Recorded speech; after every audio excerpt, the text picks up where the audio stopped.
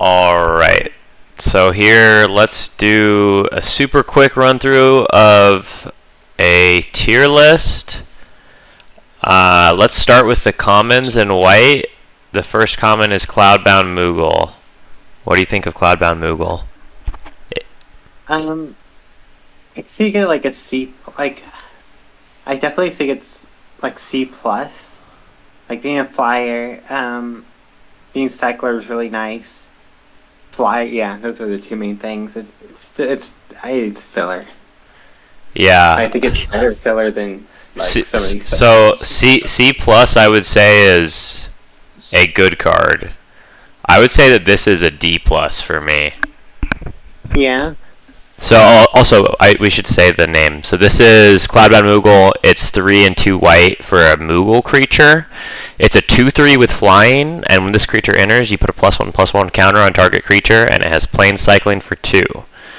I think it is really bad, but Jenny seems to think it's at least reasonable filler. It's probably not that bad. Alright, now we have Quirl, which is 1 and a white for a cat beast creature that is a 2/2 and has the ability 1 and a white tap to tap target non-enchantment creature. What do you think of the Quirl? Pretty bad, but if you need a true drop, then this is a true drop. True. I mean, 2-drops can never be like that bad, you know? 2 mana 2/2. Yeah, that's the thing. Yeah. I agree that it's probably not that great. What do you think it is as a letter grade?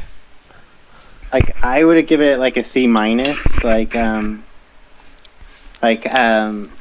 still thinking like if you want to put like D plus or whatever. Like, I was just thinking like C minus is better. Yeah, C minus or C both seem reasonable to me. It's not like usually C and like C plus is like a good 2-drop. Filler C plus is good. Also, I'm gonna you said this was a C plus. I said it's a D plus. That's gonna average between a C and a C minus, and I have control of the tier list, so I'm gonna put it at C minus. Yeah, you have final say.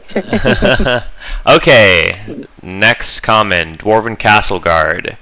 This is 1 and a white for a dwarf soldier creature. It's a 2/1, and when it dies, it creates a 1/1 colorless hero token. What do you think of this? This is a lot better, in my opinion. I think this is good filler, especially if you're doing white-black. Yeah, I do agree that this looks like a very good semi-gold card, though you're going to probably be happy to put it in almost any white deck. Yeah. It is a little bit inefficient, like 2 mana 2/1 is not great, but yeah, I feel like half the 2-drops of this set are 2/1s. Yeah, that does potentially seem true. So I like C. What do you think for Dwarven Castle Guard? I think C is really reasonable. Yeah. Okay. Oh, little Windows spam. All right, now we have Fate of the Suncrist. It's 4 and a white for an instant that says this spell costs 2 less to cast if it targets a tapped creature, and it lets you destroy a non-land permanent. What do you think of Fate of the Suncrist? It's removal, and that boosted a lot, but if this is your removal, I'm a little sad. Really? Well, like, I feel like there's a better removal in the set, but if you're higher on it, like 5 mana for removal, like it can be 3 once it's tapped. Yeah, but it also is unconditional. I mean, Yeah, I don't think true. I don't think I'm sad to play this. I agree that it's not exactly exciting, but Yeah, that's fair. Then I would give it C plus. C plus. Okay. Yeah, I think I'm more like a C, honestly. that's fair. And let's I round rate down. removal highly personally, like just in general, but yeah, C plus. I think removal is freaking overrated, dog. Let's go to the next card. This is Galacat. It's 2 and a white for a cat creature with flying and vigilance. It's a 1/3, and it has, as long as you control 2 or more artifacts, this creature gets +2/+0. What do you think of Gallicat? I think okay. So if you're building towards it, I think it's really good. If you're not, I still think it's okay to decent because this eats all the 2/1s in the set, like being a 1/3. But if you could get it, the claws, like you would definitely want it. Like I think it gets C plus range. So you think it's a build around C+? Did Yeah. I hear that correctly? Okay. Yes. So But I wouldn't be disappointed if I had to put it in. I do agree that it is a build around, and I probably only want to play this if I'm in specifically blue-white, the artifacts deck. Yeah. I guess I would still put it as more like a C, because I guess it seems a little bit unrealistic to me that on turn 4 you will be attacking for 3 damage with this. And I guess Flying Vigilance 1/3 isn't like the worst thing ever, but for me to be happy with my 3-drop, it can't be dealing 1 damage a turn. So but I agree that it seems if you are artifacts, you're probably happy to play it. Yeah, I think it's more of a defensive card. Like you plan on just holding back until you have a bunch of artifacts and then start swinging in with it. Like I mean, you can swing anyway since it has vigilance if the skies are open. But Yeah, I would mostly true. put it in as a defensive card. I guess I don't necessarily see white as being that great at defending in this set, but That is very true. The more control colors are definitely blue-black. yeah. Yeah. So I'm gonna put it in C because I said before that we always round down if we have to round. So because you said C+, build around C+, I said C. So, okay, next card here, Magitech Infantry. It is white for an artifact creature robot soldier. It's a 1/1, and this creature gets +1/+0 as long as you control another artifact. And you can search your library for a card named Magitech Infantry and put it onto the battlefield tapped, then shuffle. What do you think of Magitech Infantry? So I just watched LSV get creamed by this card. Nice. But I think it's pretty good if you could build it around. Like obviously, as like if you're in the artifact deck, I guess you're okay if you just have one, but you really want 2 or 3 of these. Yeah. So I build around C plus. I think it's more of For like a synergy? synergy piece, I guess. I agree that I think this card is very good. I think I wouldn't be surprised if this is a top performing common. And I also think it's a cool and fun card. Like it's a collect 'em all type, which is cool. I like that a lot. Okay, so next card. And you said C plus also, right? So C plus. Yeah. Okay. All right. Paladin's Arms. 2 and a white for an artifact equipment with Job Select. And Job Select says when this equipment enters, create a 1/1 colorless hero creature token, then attach this to it. I'm not going to read that ever again. But so this equipped creature gets +2/+1 and has Ward 1 and is a knight in addition to its other types. And it has equip for 4 generic. What do you think of Paladin's Arms? So at its base, it's a 3/2 with Ward 1, basically. Yeah. That if that creature dies, it's an artifact around for the artifact deck or the equipment deck. I think it's one of the better version of these, but I don't know. I'm kind of weak on these job select cards in general. I think some of them are good. I agree though. Yeah. This isn't necessarily one of them. So like build around C minus. Yeah. I could see artifact just being, basically it's an artifact creature kind of. Seems like it's typally relevant artifact, typally relevant 3/2 with Ward 1. Once it trades off, it can buff maybe a bigger threat in the later game, and also this buff is actually not that bad. +2/+1 and Ward 1 for 4 is really actually somewhat reasonable, I think. Obviously, none of the equip abilities on any of these job select cards are particularly efficient, but I feel like this might be one of the more efficient ones. So I kind of like it as a synergy C, because I think that you're just gonna want to have these cards in your deck. Yeah. So what did you settle on again? I think, yeah, I said CC minus, but C, that way, yeah. Yeah, okay. But we'll see. I could be totally wrong about that. Alright, next we have Slash of Light. It's an instant for 1 and a white, and it deals damage equal to the number of creatures you control plus the number of equipment you control to target creature. What do you think of this white removal spell? So this has a really low floor. Like, if you're losing, you would hate to draw this card.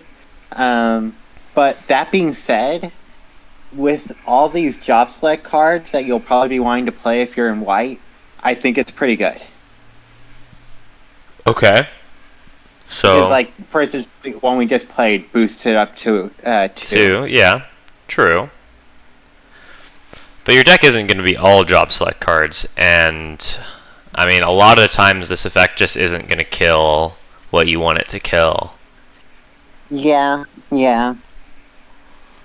I personally am almost never a fan of this effect, if I have to give my 2 cents. Like, I think it's a very inconsistent style of removal, and usually these kinds of cards have, like, a secondary mode, like destroy target artifact or destroy target enchantment, but that's not on this. Yeah, I think this is like a D minus. I mean, I would still give it a D plus. I would give it a D plus, but we can round down to D. Like, sometimes you just need some more interaction, but yeah, I mean, D seems fine. It's good when you're already winning, and that's not a good card. Yeah. When you have a huge board and like you're attacking and you get to remove a nice blocker with that, of course it's going to feel great. But like probably a lot of things would have also been good in that scenario, of course. Okay, next we have Summon Chocomog. This is one of the new things in this set. We have Saga Creatures. So this is 2 and a white for a 3/3 enchantment creature, Saga Bird Moogle. And this is like supposed to represent the summons from Final Fantasy, I guess, where they just like are maybe around for part of a battle or something. So this is, like I said, a 3/3, and it has 4 chapters, and they all do the same thing. They all say other creatures you control will get +1/+0 until end of turn. What do you think of Chocomog, and maybe also let's take some extra time and talk about what we think of the enchantment creatures right now, the sagas. So I heard a really quick way to think about the saga creatures is, or like shortcut is, you can think about how many times they'll be able to attack is how many chapters they have minus 2. Like this is only going to be able to get 2 attacks in. So I saw somebody's like evaluated them as like mostly sagas that are also creatures instead of creatures that are also sagas, because they're not going to be creatures for long. And yeah. So this one has 4, so it'll be able to attack twice, like Jenny said, which actually is, I think, solid, personally. Yeah. Other creatures you control. I don't know. I'm still kind of weak on this. Like this, I feel like this is worse than like a vanilla 3/3 or 3 almost. Okay. Because like those can stay around a lot longer. Although these saga creatures are hard to evaluate. They are hard to evaluate. I can absolutely agree with you. So okay, here I like this card quite a bit. So the average game of Limited only lasts about like between 8 and 10 turns, I would say. And so if this comes down on turn 3, it's going to be around for 4 or 5. And right, so 4 goes to 2, 5 it goes to 3. It's going to be around for 4 and 5, and it's going to impact on 3 and impact on 6. So it's like in almost half the turns of the game, this is either giving its effect of +1/+0 or contributing to the board. And giving your other creatures +1/+0 is actually a very solid effect. Like, especially if it's happening repeatedly and this is also like it can block, right? Like if they have a 3/3, they don't want to trade their 3/3 with your Choco-Mog because, well, it's going to die anyway. But also maybe they do want to trade it with the Choco-Mog because the Stampede effect is quite strong. So this one, I don't think that all of them are good. I think we'll talk about a white Saga creature that I don't like later, but I actually do like this one. Where would you put Choco-Mog as a grade, though? Kind of it be like C plus. I think it gets C plus if you do have a more wider strategy. Either I think is it white green that's to go wide. I know. Yes, white, red I believe. is the aggro Yeah, card. green and white is go wide, and then red white is like artifact Equipment. Yeah. Equipment aggro. Yeah. So like in those two, I think it's great. Like green, if you're playing green white, you want this card. Like it's almost like a B minus if you're playing that color combination. But my general grade probably C plus. Yeah, I this one I'm decently high on. I am going to be generous, and I'm going to give it a C plus. But if it's a C, or if you're right and it's just bad because it doesn't give you, it's too temporary, right? Like I think that's very possible. Then I wouldn't be surprised if it's like completely unplayable, because this is a new card type. So we're all just doing our best here to guess, and I personally have never played with it. You said that you've watched some gameplay? Yeah, the gameplay feels slow in general. Well, because I feel yeah. like it's hard. But also, like, it's people's first times playing, so, like, Yeah. nobody's figured out the Mardu deck from Tarkir yet. Yeah, I will say that I do agree, though, that from looking at the cards, there is a slow deck that looks very strong.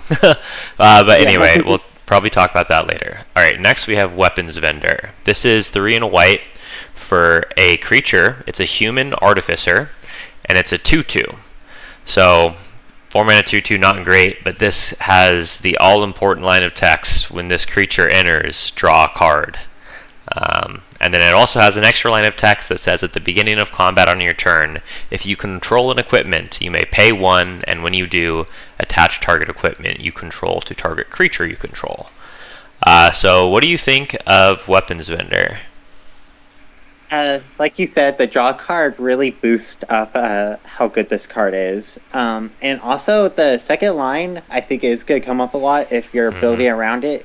Because, like, they really balanced a lot of the job selects by giving a really expensive equip cost, and this shortcuts that, like, a lot. Like, that 4 one, that one we did talk about later, Yeah.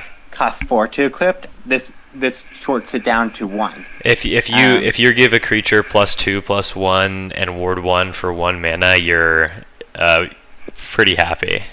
Of course, it does take it away from a creature potentially, but I don't know. It can enable some very strong attacks. Yeah. Yeah. So like, build around C plus. Build around C plus. Okay, I actually don't think you need to build around this card very much. I actually just think that 4 mana 2/2 draw card is completely reasonable, and like probably like a C plus. Because yeah. So 4 mana 3/2 draw card is usually like one of the best commons in a format historically.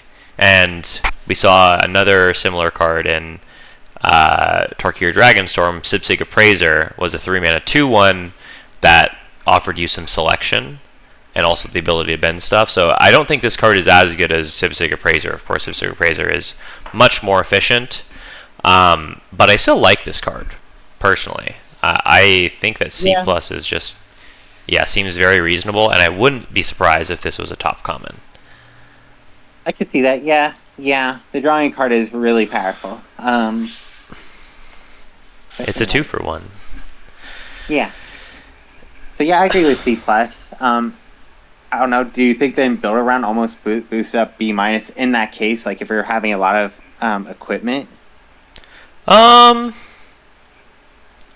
mean, I don't know. I don't want to say that this line of text is doesn't do anything, because it definitely does something. I guess I just don't know how incredibly impactful it necessarily is. I think that even if you don't have that much equipment, like, you'll probably still play this card.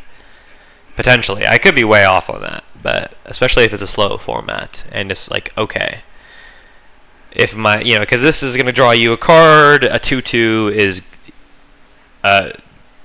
still useful in like a control deck or an aggro deck. Like, maybe it contributes to like a double block. Like, I don't know. I guess I just like this card. Obviously, I've said that 100 times. So I think C plus seems reasonable, but I don't want to get too excited because it is a 4-mana 2/2.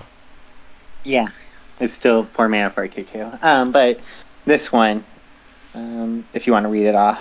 Yeah, we have white Auracite. It's 2 and 2 white for an artifact, and when this artifact enters, exile target non-land permanent an opponent controls until this artifact leaves the battlefield. And it taps for a white mana. So, what do you think of white Auracite? I think this is better than that. Wait, that last one, that 5 mana one an instant? Yeah, it was an instant, yeah. Okay, so never mind what I was about to say. I still think this is decent removal. And when I first read this card, I'm like, oh, that +1 to tap isn't going to become that relevant. But I think it will. Like, I feel like I see plenty of game happening after turn 4 when I've been watching games. So, like, I think it's decent removal. It also taps for 2 mana sometimes in the artifact deck. Yes. Because there's some affinity cards. That being said, it is still 4 mana for an Oblivion Ring. It is going to give you a rebate on that over the next few turns, which definitely is solid. But I also don't like that it's double pipped. I'm a double pip hater, personally. Yeah, it's hard to splash. Well, not that it's just hard to play in your 2-color deck, actually. We can go over the math on this, but genuinely double pip with 9/8 mana base is like pretty damn unlikely to cast on turn 4. So, but that being said, it is an Oblivion Ring that's maybe slightly overcosted and then gives you a rebate and has a relevant type line. So, what do you think of white Auracite? Maybe a C. Yeah. Yeah. I agree. White Mage's Staff. This is 1 and a white for job select artifact equipment. The equipped creature gets +1/+1 and has whenever this creature attacks, you gain 1 life, and is a cleric in addition to its other types. And the equip cost is 3. So effectively, White Mage's Staff is a 2 mana 2/2 artifact hero cleric where you can move the equipment around. What do you think of White Mage's Staff? I am not very impressed. I mean, I don't know, like D+. D+. Okay, so when I look at this card personally, what I see is Fear of Surveillance from Duskborn, which was a 1 and a white for a 2/2 enchantment creature with vigilance, and when it attacks, you surveil 1. Now, surveil 1 is a better boon than gain a life, but so the reason that you also this doesn't have vigilance. Yeah, it doesn't have vigilance. True, which is relevant. But so why I think it's similar is because it's a 2 mana 2/2 with a relevant creature type, that was why Fear of Surveillance was a good card in Duskborn. Being an enchantment was a really big deal, especially for the blue-white deck. And so I kind of like this card. I think that this is actually the best 2-drop of the ones we've seen so far. Yeah, I could see, because, you definitely want this in your equipment deck or even your artifact deck. Yeah, I was being a bit of a hater. Yeah. And it gains you life for your control deck, also. That's true. If there's are you thinking C then? Yeah, C. I mean, it could be a C plus, like if everything really works out, but C seems much more reasonable. Okay, so now we have You're Not Alone, which is white for an instant. Target creature gets +2/+2 until end of turn, and if you control 3 or more 3 or more creatures, sorry, it gets +4/+4 until end of turn. So this is +2/+2, and if you have a big board, it's +4/+4 for 1 mana. What do you think of You're Not Alone? So it's a combat trick. And I like combat tricks that do more than just be a combat trick. Um, I don't know, C minus D. I think C minus D plus is pretty solid assessment. I mean, yeah, it's very true. I like combat tricks that don't just help you win combat, can also maybe help protect your creature or something similar. I agree. I'm gonna go with D plus. Aerith Rescue Mission. This is 3 and a white for sorcery, and it has the text, choose one. You may either take the elevator or take 59 flights of stairs. If you take the elevator, you create 3/1/1 colorless hero creature tokens. And if you take the stairs, you tap up to 3 target creatures and put a stun counter on one of them. What do you think of Aerith Rescue Mission? If you're going wide, I like this a lot. Or even if you're doing the white-black sacrifice deck, I'm kind of a fan of this. I don't know. I'm kind of a fan of this card because also the other mode is relevant sometimes. Yeah. It can win you the game. It can be a line of text that says win the game. It's true. Yeah. So what are you thinking? Oh, maybe C minus. Like, it's not like the most impressive card, but yeah, but usually when I'd be happy to play it. Yeah, when cards have like modality like this, it's like modality helps a lot. Sure, I think that probably make 3/1s for 4 mana would be like a C minus or like D plus depending on the set, but I think the fact that you get to do one or the other maybe puts this into more like the C range. So yeah. Right. So that is the white commons. Now let's go to the white uncommons. This is not a real card. Well, it's still by period. Your pack. I want to go over these. You don't have to review maybe them. After. That's fair. All right. So we have Crystal Fragments. It's white for an artifact equipment that says equipped creature gets +1/+1, and it has equip 1. So it's short sword that costs a white. But it also has the line of text 5 and 2 white to exile this equipment and then return it to the battlefield transformed under its owner's control. Then it becomes a saga creature. This is Summon Alexander, a 4/3 with flying that has 3 chapters. The first 2 chapters prevent all damage that would be dealt to creatures you control this turn, and then the third chapter taps all of the creatures your opponents control. What do you think of Crystal Fragments / Summon Alexander?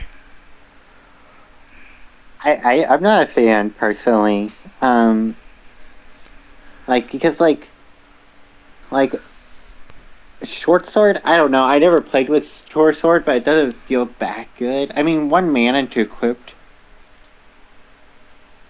can make combat annoying for your opponent. Short sword is usually a filler, like slightly minus common. Yeah, and this is a little better. I don't know. I'm not a fan of this card personally. I'm thinking like D. D. I could see like the equipment deck wanting it, I guess, but not really. I feel like the job select creatures are better. So I like this card. I think that short sword is like D plus C minus depending on the set, but Alexander just wins the game after he gets sacrificed. Like, realistically, right?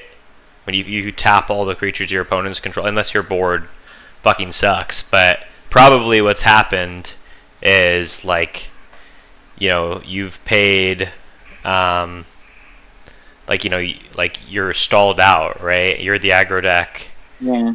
and I like Yeah. short sword in aggro decks, and then I also like that this short sword can just win the game. That being said, I don't think it's like so great. It is 7 mana for this ability, but I don't know. I actually kind of like this card. Yeah, I can see it breaking. Yeah, breaking parity, which will have. That's when you're gonna get to 7 mana. Is when you're stuck in parity. Um, that's a compelling argument, but I still don't think it raises it too much more personally. Like maybe a C plus. C or C plus. Yeah, I agree with you. Let's go with a C for now because it's probabilistically it's the best place to go and the most likely grade for any card. So now we have the Crystal's Chosen, which is 5 and 2 white for a sorcery that says create 4 1/1 colorless hero creature tokens, then put a +1/+1 counter on each creature you control. What do you think of the Crystal's Chosen?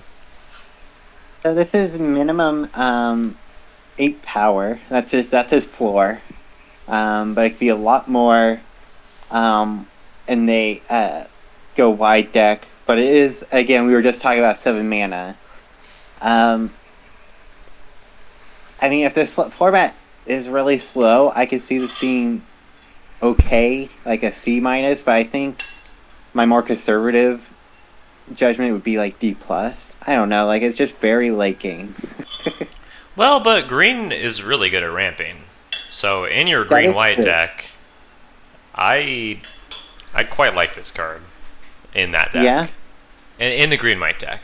So I think it is like potentially like a gold card, essentially. But yeah. So like you're thinking like build around C. I was thinking like build around C plus. I don't know. Like you said, it's 8 power across 4 bodies, and potentially even more if you have more than that. Yeah. So I like it. I think it's like a C plus. And what did you say? You said C or C minus? I said C or C plus. C or C plus? again. Okay, then yeah, C plus. I think it looks solid. Alright, now we have the Delivery Moogle. This is 3 and a white for a Moogle creature with flying. It's a 3/2, and it has the text, when this creature enters, search your library or graveyard for an artifact card with mana value 2 or less, reveal it, and put it in your hand. And then if you search your library this way, shuffle. What do you think of the Delivery Moogle? I'm a pretty big fan. I like that it's a flying creature, and it like we were just talking about, paying 4 mana for a creature that draws a card is really good. This basically draws a card. Yeah. And if your equipment deck, a lot better than drawing a card. So I'm high on this card, like C plus, maybe B minus if you're in the equipment deck. Yeah, I'm with you on B minus on this card. I think this card is fantastic. I think this is one of the best white white uncommons, if not the best. So let's put that baby in B minus. Alright, now we have Dragoon's Lance. This is 1 and a white for an artifact equipment. It has job select, and the equipped creature gets +1/+0 and is a knight in addition to its other types. During your turn, the equipped creature has flying. The equip cost for this card is 4. What do you think of Dragoon's Lance? So it's a 2/1 that doesn't block flying creatures. It's very aggressive. It is very aggressive. I don't know. I'm kind of low on this card, but I've seen it. In the games I've seen it do a lot of good work. So like maybe I'm being unreasonable being low on this card. I don't know. Like maybe C minus. C minus. Wow. Okay, that's yeah. So I think that for me, this card is solidly a C plus. So the card that I would most closely relate to this is Mandibular Kite from Modern Horizons 3, which was a white for a living weapon equipment that gave the creature +1/+1 and flying. So it was 1 mana for a 1/1 flyer. Now it gave flying perpetually. I do think Kite is like slightly better than Lance, but the thing about Lance is that it deals 2 damage by itself, whereas Kite only dealt 1 damage by itself. The equip cost is the same. It was 3 and a white on Kite, 4 for the Lance. The Lance is slightly worse at defending, where the Kite could maybe give you flying chump blockers, but I think that they do a similar enough thing that, and I think that in Limited in a vacuum, like 2 mana 2/1 flyer is better than 1 mana 1/1 flyer. That's reasonable, and that's probably why it doesn't have flying all the time. Okay, yeah, if you want to give it a C or C+, yeah, you said C minus. I think it's a C plus, so we can round that to a C. Now we have Graha Tia, which is 4 and a white for a legendary creature. It's a cat archer with reach, and it has the text: whenever one or more other creatures and or artifacts you control die, draw a card. This ability only triggers once a turn. What do you think of Graha Tia and the new formatting? I kind of like that it has reach. And I think I feel like if it was just a 5 mana 3/5 with reach, it would be like a D plus. But like, if you could get like even 1 draw off this card, you're gonna be really happy. So like, I'm thinking like C range. C. Yeah. What do you think? Yeah. What do you think of the new formatting with artifacts die? So that's like, this would probably be this before would have been phrased something like whenever one or more creatures and or artifacts you control are put into the graveyard from the battlefield, you draw a card. But now it says it's just shortened to die. It's kind of funny to imagine artifacts dying, but I mean, it truncates it. I'm okay with that. it is like technically I believe the exact rules definition of the word die goes to the graveyard from the battlefield. So from battlefield, yes, it is. Yeah. So yeah, kind of interesting. I'm not a huge fan of this card personally. I think it's I think I don't like paying 5 for a creature with 3 power. I guess it's good at defending you. Yeah. I would put it more as like D plus C minus range, but you said C, right? Yeah, but I see what you're saying, because like the equipment deck the equipment deck definitely doesn't want this because it's not aggressive enough, and the artifact deck doesn't want their things dying, so it would go in the white-black deck, and I don't know, I feel like the white-black deck is doing things better than playing a 3/5 on 5. That is a good point. It is decent, and it is very solid. Maybe let's give it a build around and give it a C minus. Okay. Or maybe C, actually. Let's give it your grade. Build around C. It's a white-black card. That's a very good point. Yeah. Very specifically. Okay, now we have Magitech Armor. This is 3 and a white for an artifact vehicle, and when this vehicle enters, create a 1/1 colorless hero creature token. It has crew 1, and it is a 4/4. What do you think of Magitech Armor? I really like that it crews itself, basically. That it comes with its crew. Yep.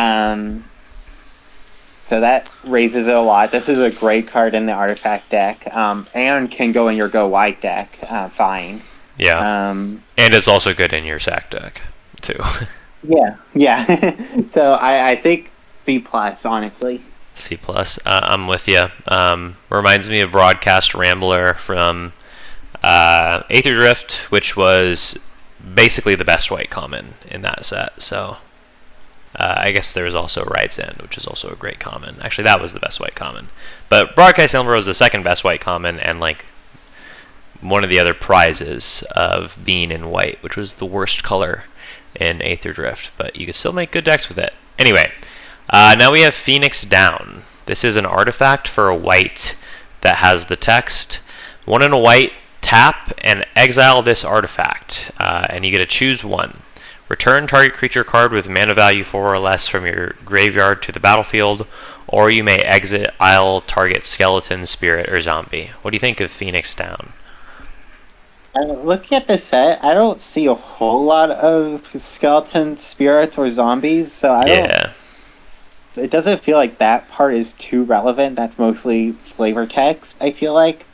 So with that in mind, you would mostly be playing for the first ability. In that case, it's basically a gold card for white-black. And I kind of like that effect, but I don't know if it's... Well, I guess it's also an artifact for the artifact deck, but... I don't know, like, your creatures are probably going to die in combat. So this would be kind of nice to return them, but... I don't know. Like... I think this card sucks. I think that's fair. I think that like both of these effects suck. Maybe not enough. Maybe it's a D-. But I'm not putting this in my deck. It's obvious, but D- is fair. Yeah, I guess like sideboard, if your opponent has like a really good skeleton, spirit, or zombie. I don't know. This card is, and then it's really bad. It's really bad. So I'm going to give it a bad grade. All right, next we have Adalbert Steiner, which is 1 and a white for a 2/1. It's a legendary creature. It's a human knight with lifelink that gets +1/+1 for each equipment you control. What do you think of Adalbert Steiner? This is something that would push me towards equipment. Like if I got this, I kind of like this guy. Being 2/1 is a bit rough, but it looks like it grows really quickly if you're building around it. Like, so I don't know, like a build around B-. Yeah, I agree. I like this card.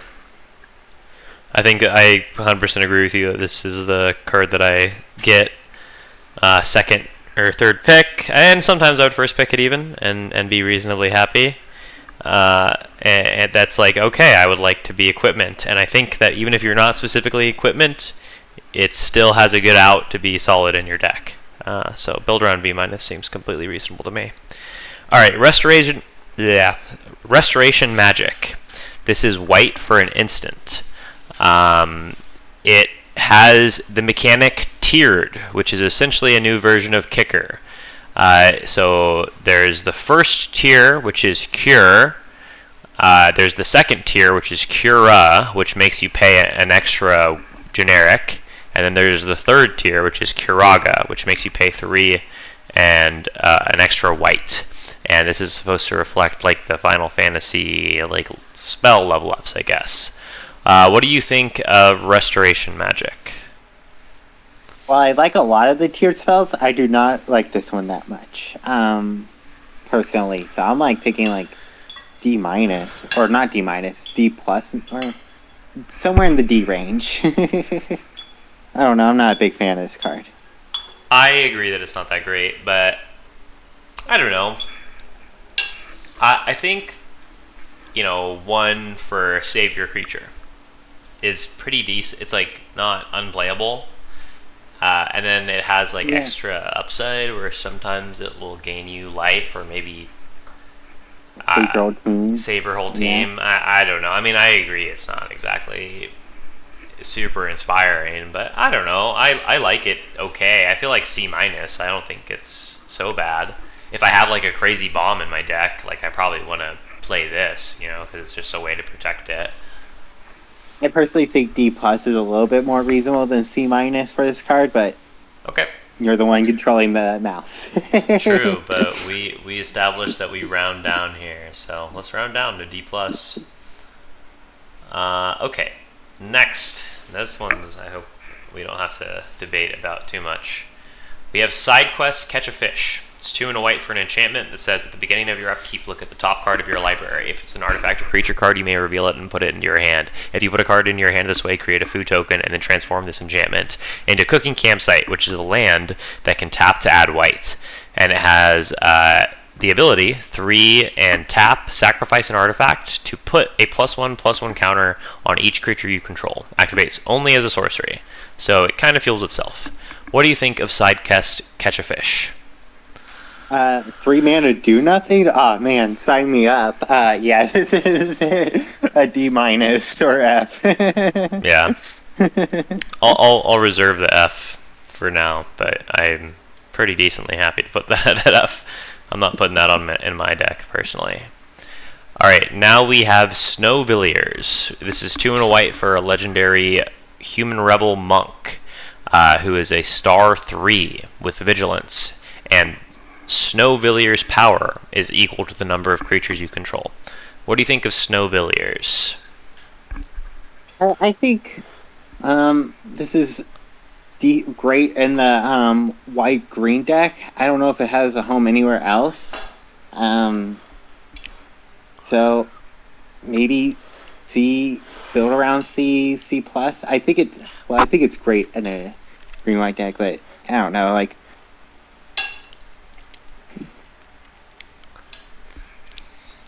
I don't know. It can hit for a lot. Like you don't have to build around it too much, like to get to a 3/3. Like if you just have 2 other creatures as a 3/3 with vigilance. But that's pretty high. I think maybe C- or build around C, C+. I think it's a C. Usually this effect is decent. Like, a star. Yeah, I mean, I think that you said it right. Like, you're gonna be pretty dang happy, I think, with it in green white, and maybe the other ones it's gonna be less good, but it probably is still playable. So I don't know. Yeah. I think build around C seems like a very reasonable place to put this. Is that okay? Yeah. Okay. Now here is the saga creature I was alluding to earlier. We have Summon Primal Garuda. It is 3 and a white for a 3/3 flying enchantment creature, Saga Harpy. And the lore counters are as follows. Chapter 1 is this creature deals 4 damage to target tapped creature an opponent controls. And then Chapter 2 and 3 are another target creature you control gets +1/+0 and gains flying until end of turn. What do you think of Summon Primal Garuda? It's only getting 1 attack in. It's removal, but it's really bad removal. Yep. Yeah, I'm kind of low on this card. A D. Yeah. Yeah. So the common white saga is a 3 mana 3/3 that pumps your team 4 times and can attack twice. And this is a 4 mana 3/3 that can attack once and pumps a single creature twice. It does have a removal spell side, but it's like, oh my god, I get to kill my opponent's 2/2. Holy fuck. For 4 mana. Unbeatable. I don't know, I agree, this card stinks. What did you say, D? Yeah. Alright, now we have Zac Fair. Zac Fair is white for a legendary creature, human soldier, and when Zac Fair enters, you put a +1/+1 counter on it. And it has the ability, 1, and sacrifice Zac Fair to target creature you control gains indestructible until end of turn, and then you put Zac Fair's counters on that creature and attach an equipment that was attached to Zac Fair to that creature. What do you think of Zac Fair? It might not be creature type dog, but this is a dog. Like selfless companion, not selfless companion, but yeah. For sure. But this is a really good version of this type of card, I think. I don't know. I think this is a good one drop. I can see. Yeah, I agree. I think that this is a very solid one drop. I think 1 mana, 1/2 is obviously not your favorite card ever, but the fact that this just like sits around and just annoys your opponent for the rest of the game, and like they can't use their removal spell now. Man, I might even like this even more than a C. I might be kind of keen on C plus, but you said C, and that seems reasonable. So yeah, and if you're playing white black, you'll be really excited for this one. But yeah, C or C plus. yeah, this is one of the few characters that I actually like know the lore of, where it's like he is like Cloud's best friend, right? And like they work together, and then he saves Cloud, but he dies, and he gives Cloud his sword, the Buster Sword. So I like how they did the flavor here. I think that was very successful. All right, now we have Ambrosia Whiteheart. This is 1 and a white for a legendary bird. It's a 2/2 with flash. And whenever Ambrosia Whiteheart enters, you may return another target permanent you control to its owner's hand. Actually, it's not target permanent, it just says permanent. That is probably not relevant, but... At least not in this format. Yeah, and then also, it also has landfall, and it has the bird landfall ability that you'll see many more times, which is whenever a land enters, it gets +1/+0. What do you think... Until end of turn. What do you think of Ambrosia Whiteheart? It's weird that seeing this ability because Gruul is the landfall colors. Yeah. But it's a chocobo. But it's fine. It's a bird. It's a chocobo. It's definitely not downside. Yeah, exactly. I think this is a solid 2-drop. Like, I think you're happy if this is your 2-drop or one of your 2-drops. Mm-hmm. How are there a lot of ETB effects in this set? Like, there's a few. Like, there's that Dragoon. I keep on thinking about that Dragoon. Like, you can rebuy. Yeah, reset sagas. You can rebuy the job selects to make an extra 1/1. Not that great, but it's something. It also just saves your creature also from a removal spell. Yeah, because of the flash. Yeah. C plus. Yeah. I agree. Yeah. It's a good card. Not going to dominate, but gonna fill a very solid role.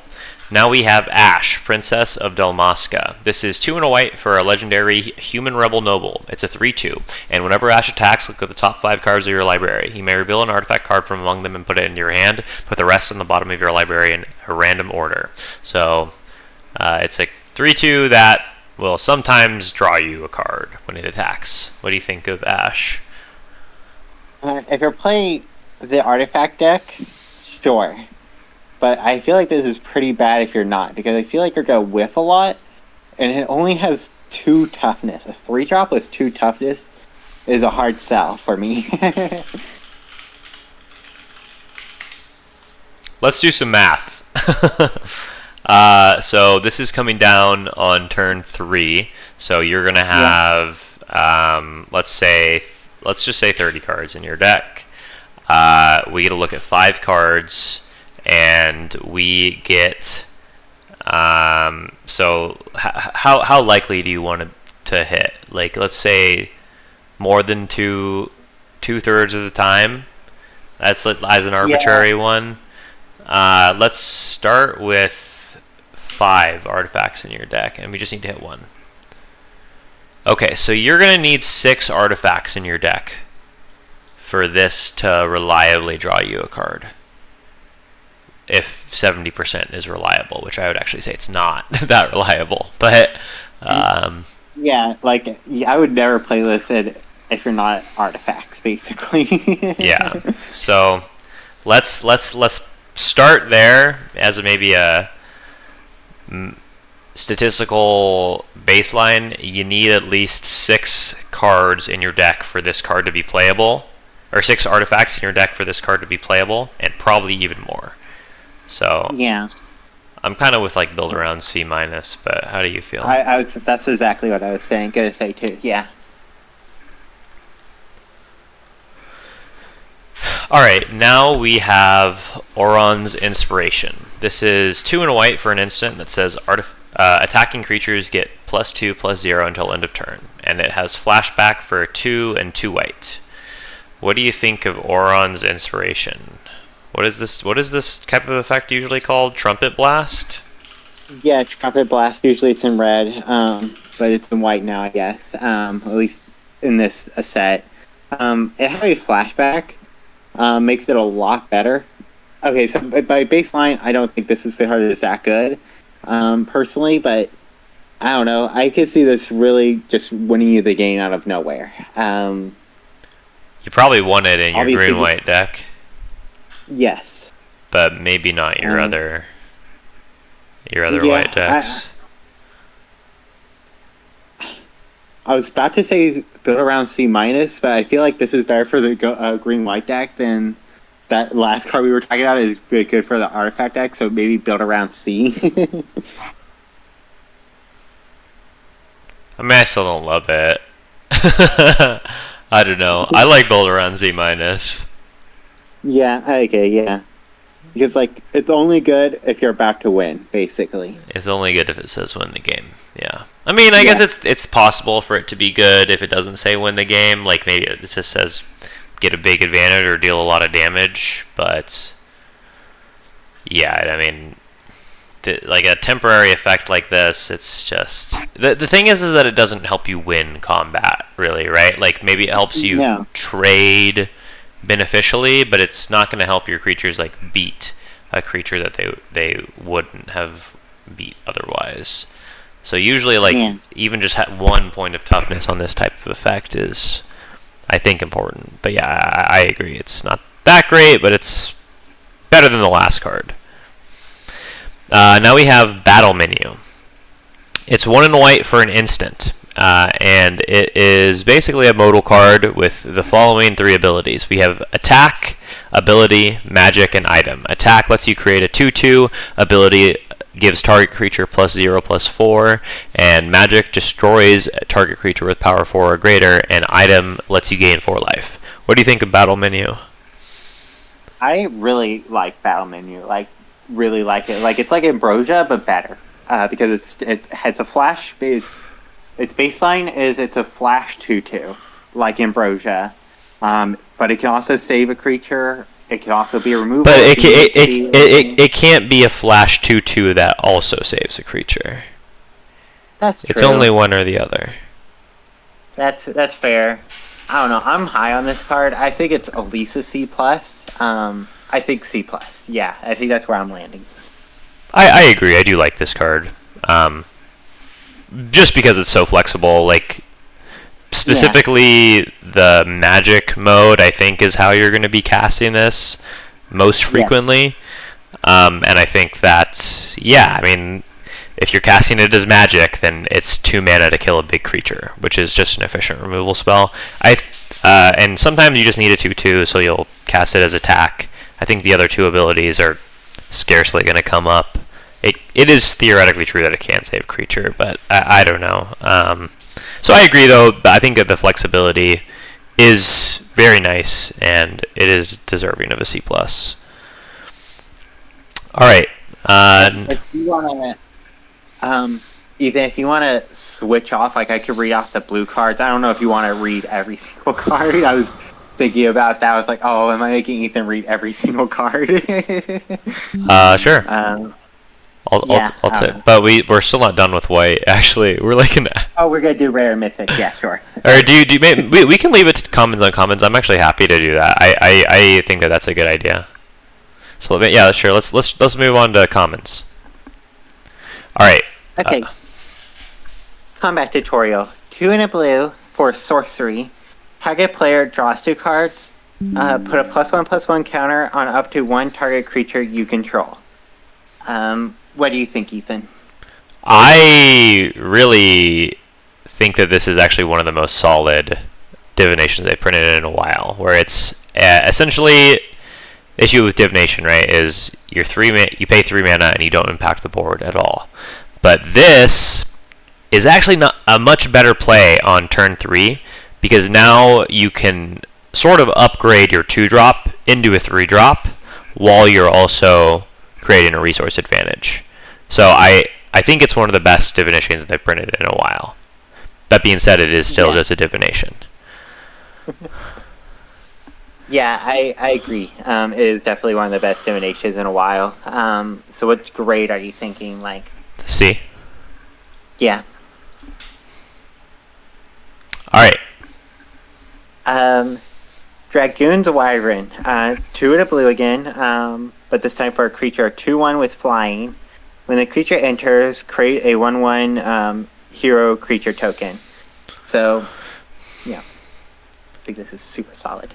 Yeah, I agree. Just 3 mana for 3 power across 2 bodies. One of them is a flyer. The other one is a 1/1 that can chump block. I think that this was a common recently in. I didn't play this set, but I heard it mentioned maybe on Twitter or something as like a comparison, or maybe it was in a Discord I'm in. And it seems pretty apt. And this was like a top common in its set. I'm sorry for not remembering the exact card. Hold on. 3 mana, 2/2, flyer, makes a 1/1.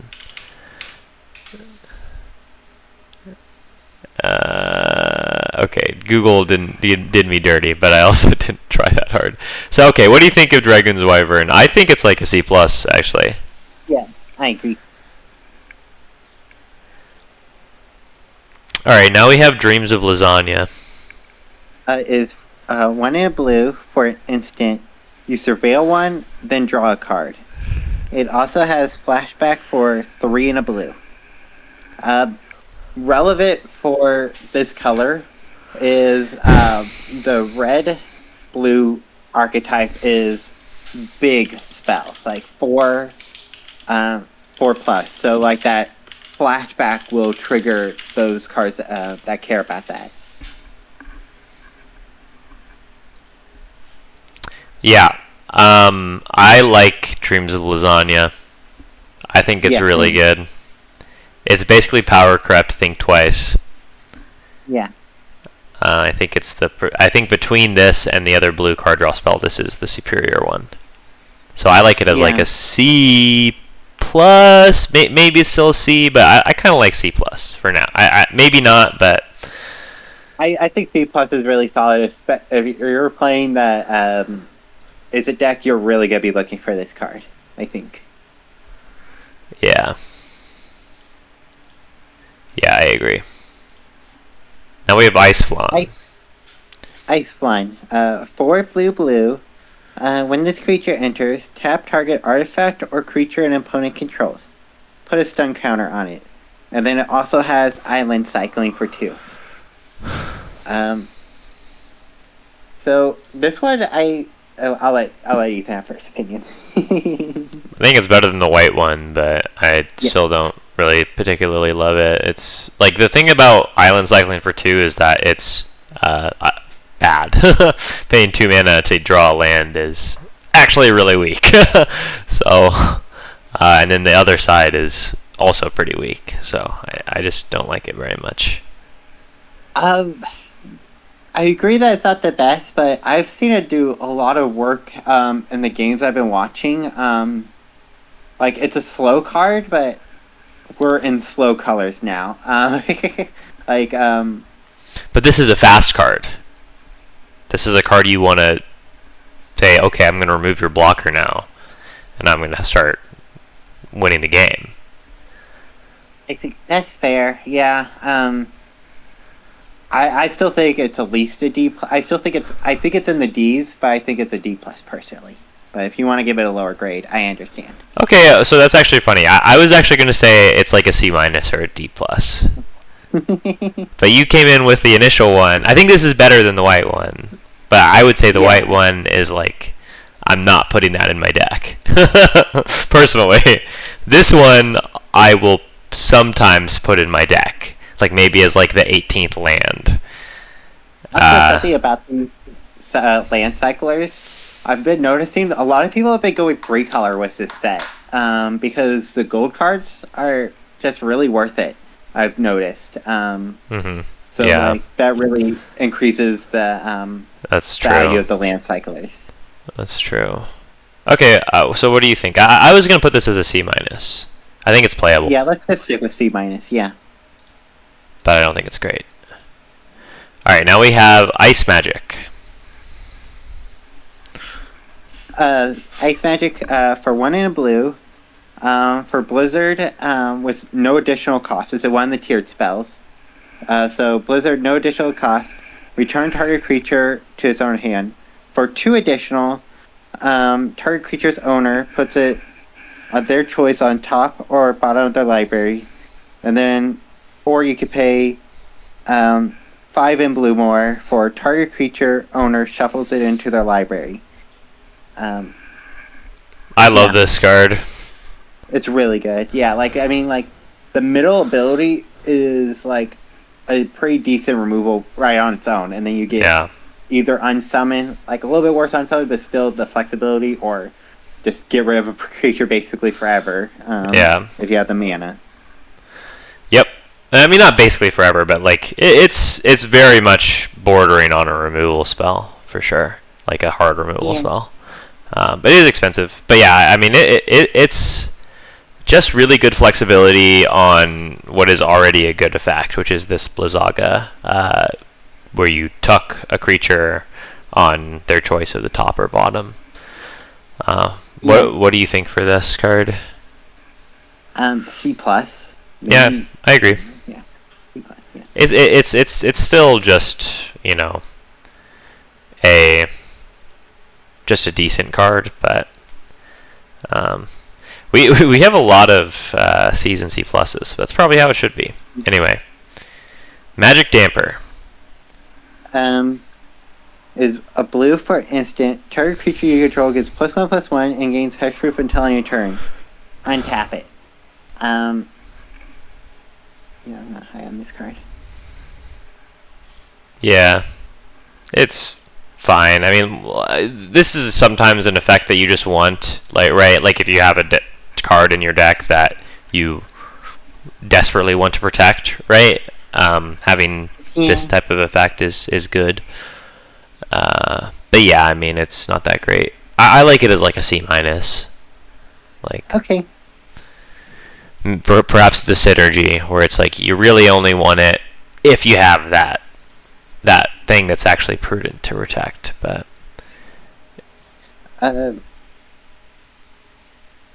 Kieran Merchant, I don't know how to pronounce it, whatever. 2 and a blue for a 1/4. And then it has pay 1 and tap it, draw a card, then discard a card.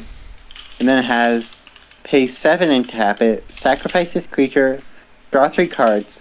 But this ability costs 1 less to activate for each town you control. I believe it's Chi-Chirin. Chi-Chirin. Yeah, that sounds right. Chi-Chirin. Chi-Chirin Merchant, yeah. Yeah, Chi-Chirin Merchant. If I would presume it's like that. Anyway, I don't think this card is that great, but I will say that I like a lot of the other cards for this deck, and this might just be like a solid enough role filler in the Towns deck. Yeah, if you had asked me before seeing it play, I would have been way, way lower. But seeing it play, it does a really good job at helping you get to the late game. And 3 cards is a lot. Once you get there, you draw 3 cards. Yeah. 3 cards is a lot. So I don't know. I kind of actually like it as like a C. Which, yeah, I agree. In a vacuum, I would probably rate it more like a D minus.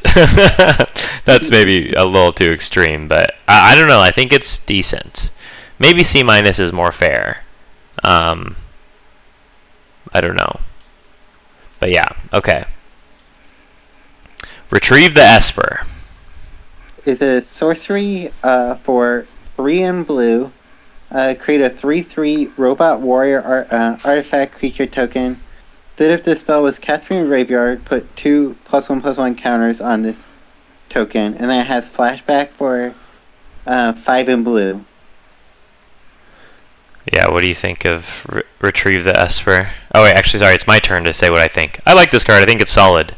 It's a decent 2-for-1. It's a little inefficient on both sides, but yeah, like I like at first you're like, oh, this is a hill giant. What are we doing with hill giants in 2025? But I mean, it's really great for the Izzet deck and also the artifact deck, and flashback helps a lot because it's making a 5/5 later. So yeah, I'm higher on this card. Yeah. what are you thinking? C plus. I don't know. Maybe like build around C plus. I think you're just gonna want this in all your blue decks. I could be wrong. What blue deck do you not want this effect in? That's a good point because like I'm trying to think like yeah like maybe it's the worst in like blue green. Blue green. It's a late spell to like it's a mana sink. Yeah, it's so good there. Also kind of a late game card. Yeah, I think this is really solid. Yeah, you're right.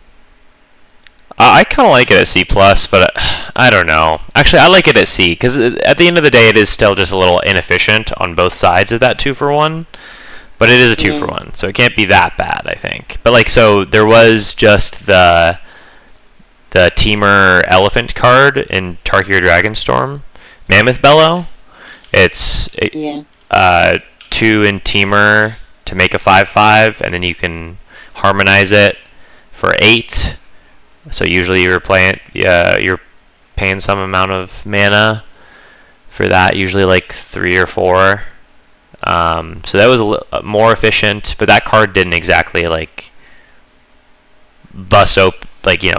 freaking bust it down in the stats. It has currently, I can tell you the exact win rate. Yeah, I remember what card you're talking about, but also like. Oh wow! Wait, this card has kind of just a stronger. Tarkir is just kind of a stronger format. For what I've seen or what I've looked at Final Fantasy, it's just Tarkir is a stronger format than Final Fantasy is. I definitely don't disagree there. But yeah, wow, Mammoth Bellow has a 54% game in hand win rate, which is quite below par, actually. So I don't know. I personally would rate it more like a C+. But yeah, I mean, anyway. So I like maybe C. Do we want to leave it there? Yeah. Alright, now we have Rook Turret. Is 3 in a blue for artifact creature. For artifact creature with flying, and it's a 3/3. Whenever another artifact you control enters, you may draw a card. If you do, discard a card. This is I'll let you have first opinion. I don't really like 4-mana 3/3s. And I also don't really like 4-mana cards that don't have an ETB. So I don't really like this card, but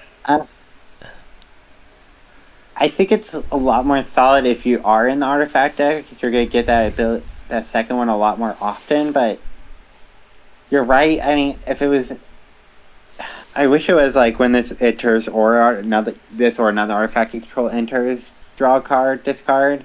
I would like it a lot more, but obviously I can't remake the card. C-, I don't know, or maybe lower. I guess there's not necessarily a ton of ways to super cheaply punish this card in this set, right? What are the cheap ways to punish this? There's not really like a 1-mana or 2-mana kill this, is there? Really. Not really. There's not a lot of at common. There's basically no 2-mana removal, or yeah. Okay, maybe C- is reasonable.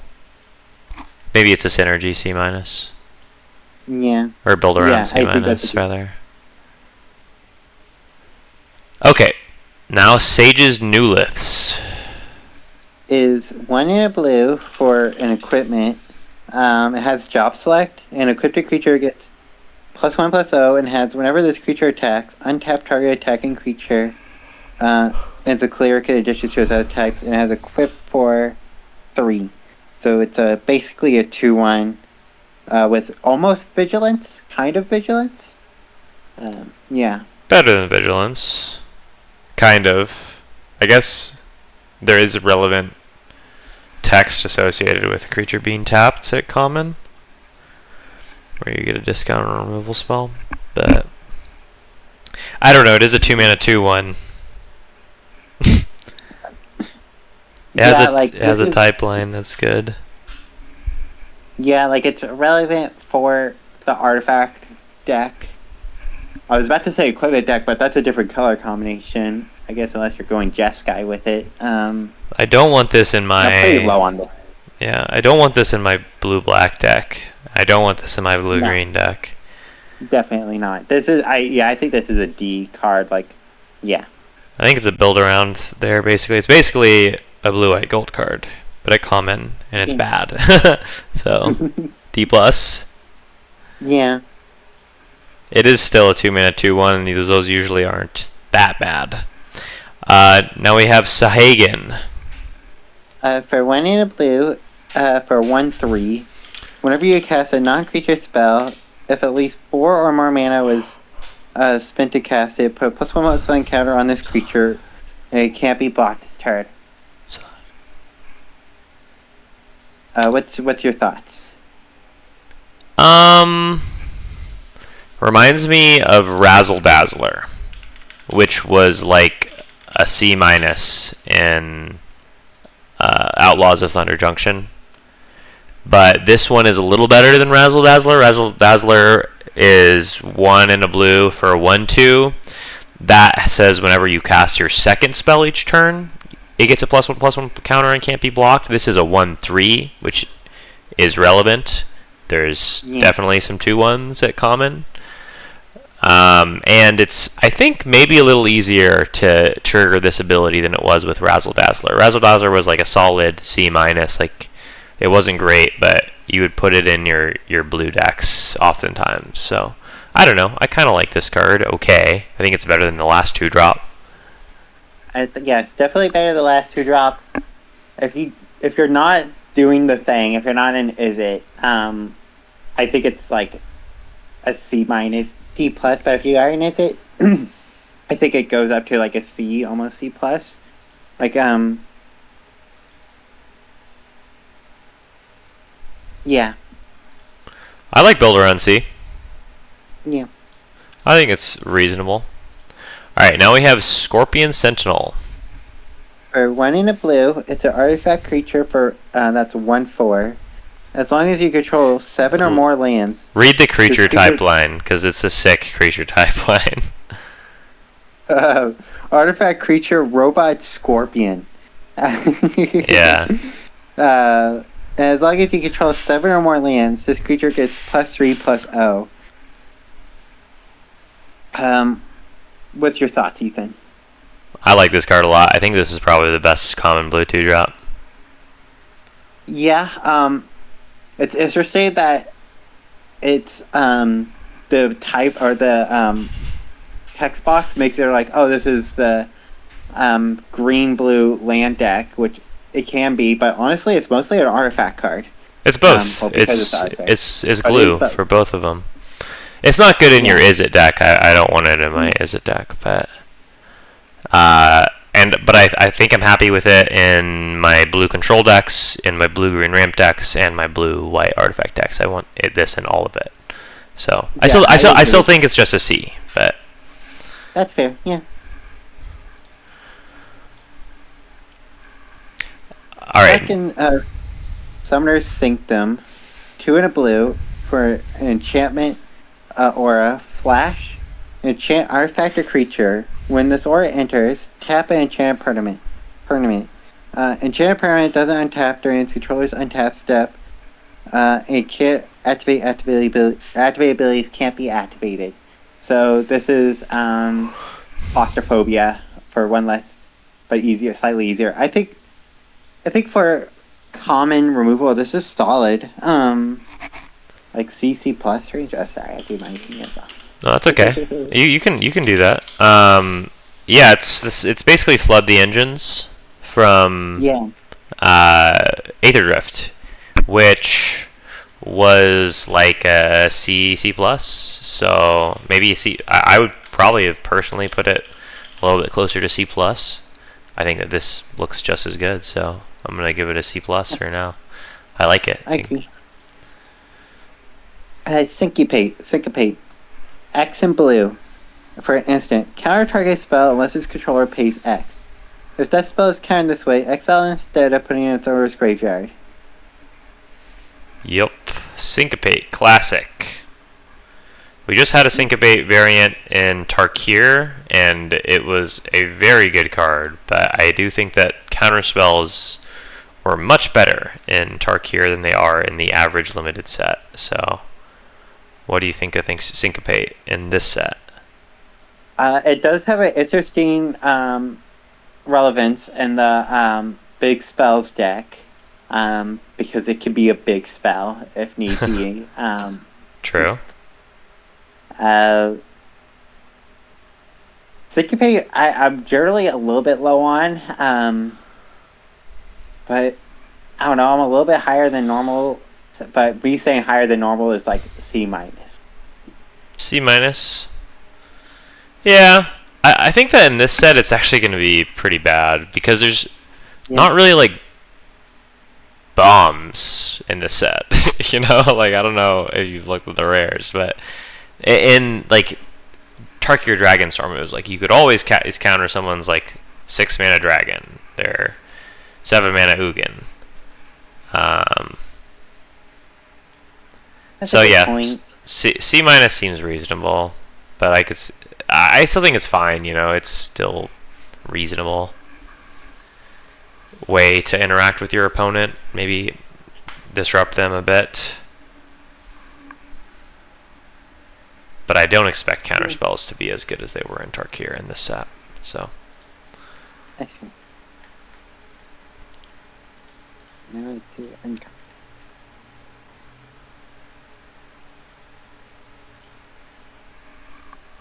Cargo ship for 1 in a blue. It's an artifact vehicle. That's a 2/3. Flying Vigilance. Tap, add a colorless. Spend this mana only to cast an artifact spell or activate the ability of an artifact creature and has crew 1. What do you think, Ethan? I think that this is kind of an upgraded version of Sky Skiff from from Kaladesh. Yeah. I'm also pretty spot on this card. Yeah. It's an artifact when that matters. I still think it's actually just a good card. If you're not an artifact deck, like if you're a control deck, I think that, this is just good. Like, it is able to get in damage for you, which can be, and still help you block, potentially. So, I like this as like a C+, and maybe I could see it being even better, depending on how good the artifact deck is, which I don't think the artifact deck is going to be that great. I think that this is going to be one of those pieces that you want regardless of what deck you're in. Okay, I can see it being pretty solid. I'm fine with C+. Yeah.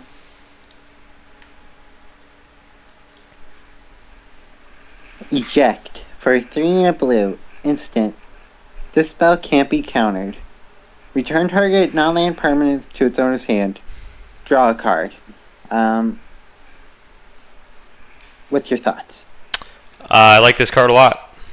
I think that when you can get a card out of this, like out of your opponent's hand, like, you know, maybe they do a trick, or you save a creature of your own, you're going to be very happy and actually be quite ecstatic with this card. And when you just cast it as like a tempo play, right? You're still doing fine. I think it's a completely reasonable card. So I like it as like a C plus. Usually this effect is quite decent, even if it's only at sorcery speed. But this is an instant, so. Yeah. And I like that it's 4 mana. It'll help in the is it Blitz deck, or is it Yeah. Big Spells deck? No, Blitz. True. So what you C plus is good? Yeah. All right, Ether. For a 3 and a blue artifact, exile this artifact. Add blue. When you cast the next instant or see spell this turn, copy that spell. You may choose a new target for that copy. I think this What do card you think? stinks. I'm not putting this in my Yeah, deck I was ever. Like, I don't know about this card. Yeah. Yeah, no. Yeah, no. It'll make a Pixie for 1 in a blue. It's a 2/1 with flying. When this creature attacks, surveil 1. Ethan? I think that this is a really efficient 2-drop. I think that we just looked at a 2-mana 2/1 flyer in white at uncommon that had a little bit more upside than this, or not more upside than this. That had some upside, but I think that the upside on this card is far superior because this also can chump block if you need it to, and it's gonna just, I mean, surveil 1 every time you attack, which this is like almost always gonna be able to attack, at least for a couple turns. So I'm a big fan. I think that this is maybe the best 2-drop we've looked at so far. Actually, almost certainly. Yeah, I definitely agree, and it doesn't need this help, but the blue-black deck does have a lot of graveyard stuff, and you'll be really happy to fill your graveyard with this card. Yep. I like it as a B-. Yeah. I'm gonna go aggressive. Put it on tier with the Delivery Moogle and Albert Steiner, or Adelbert Steiner. Alright, now we have the Prima Vista. Is 4 to blue for a vehicle that's a 5/3 with flying. When you cast a non-creature spell, if at least 4 mana was used to cast it, this this vehicle becomes an artifact creature until end of turn. Crew 2. I don't like this card very much. No, it's not that good. Yeah. Yeah, I don't really want to put this in my deck if I can avoid it, personally. Like, it's weird because you know how we talk about cards that could go in multiple decks? It wants to be specifically in the artifact big spells deck. Like, it wants to be both. Yeah, this is not a good card. I just think that it's a 5-mana 5/3 that's a vehicle. The thing about vehicles is that they're not creatures. So Yeah. I think it's bad. I'm going to give it D+. Yeah. Now we have Quistis Treepy. For 2 and a blue, or 2/2, when Quistis Treepy enters, Sorry. you may cast target instant or sorcery card from a graveyard, and mana from a graveyard. That's very important. It could be yours, or your opponent's graveyard. Mm-hmm. And mana of any type can be spent to cast that spell. If that spell would be put in the graveyard, exile instead. I think Ethan's gonna make the obvious comparison. Yeah, it's just like Snapcatcher Mage, for real.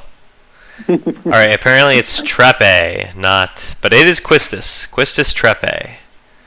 It's just Trepe. It boosted a lot that it can get your opponent's spells too, which will increase how much it can hit. I think that takes it from being just a spells card to just a generally good blue card. Yeah. I like it at B-. I agree, yeah. I'm a big fan. All right, now Realm sketching for 2 blue for sorcery. Create a token that's a copy of target artifact, creature, or land. What's your thoughts? I think this card is really inefficient. I think 4 mana clone is very weak. Yeah. I think it. Also, it targets. So if you like target your own creature, and then they have a removal spell, you don't get the copy. Yeah. Like this is kind of like bad filler for the spells deck. Yeah, that's true. It is 4 mana. I don't know, D+. Yeah.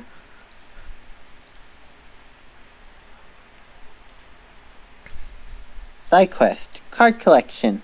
For enchantment. When this enchantment enters, draw 3 cards, then discard 2 cards.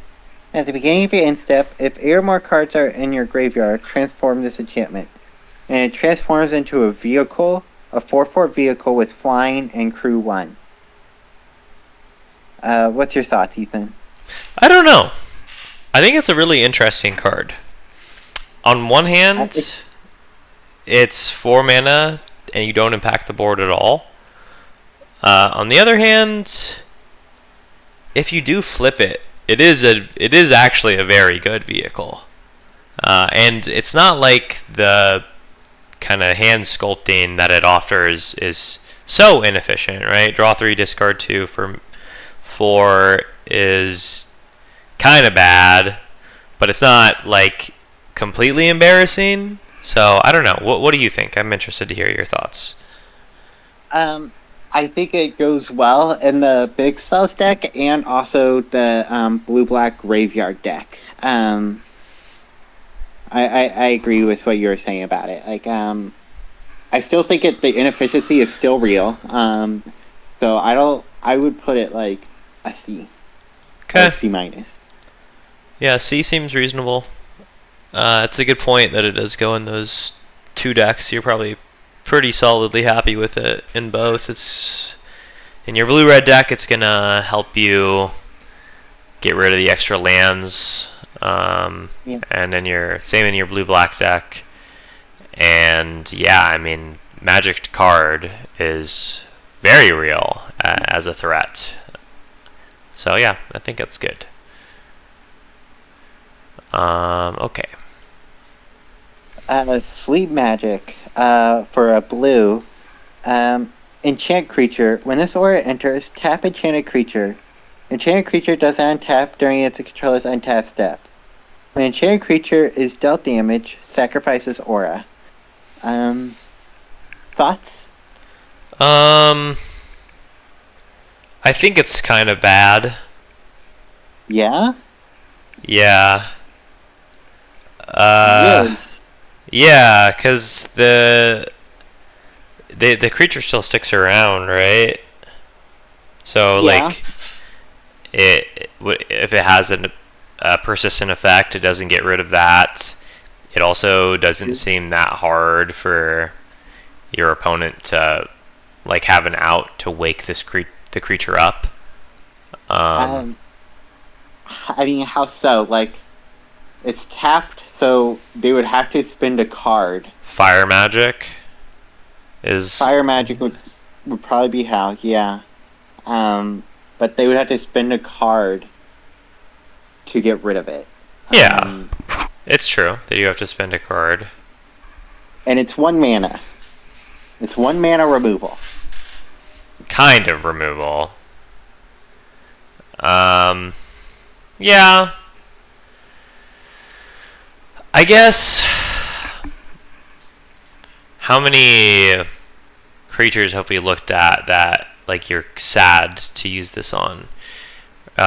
You don't mind using it on the Pixie. You're pretty sad if you use it on Quistis. I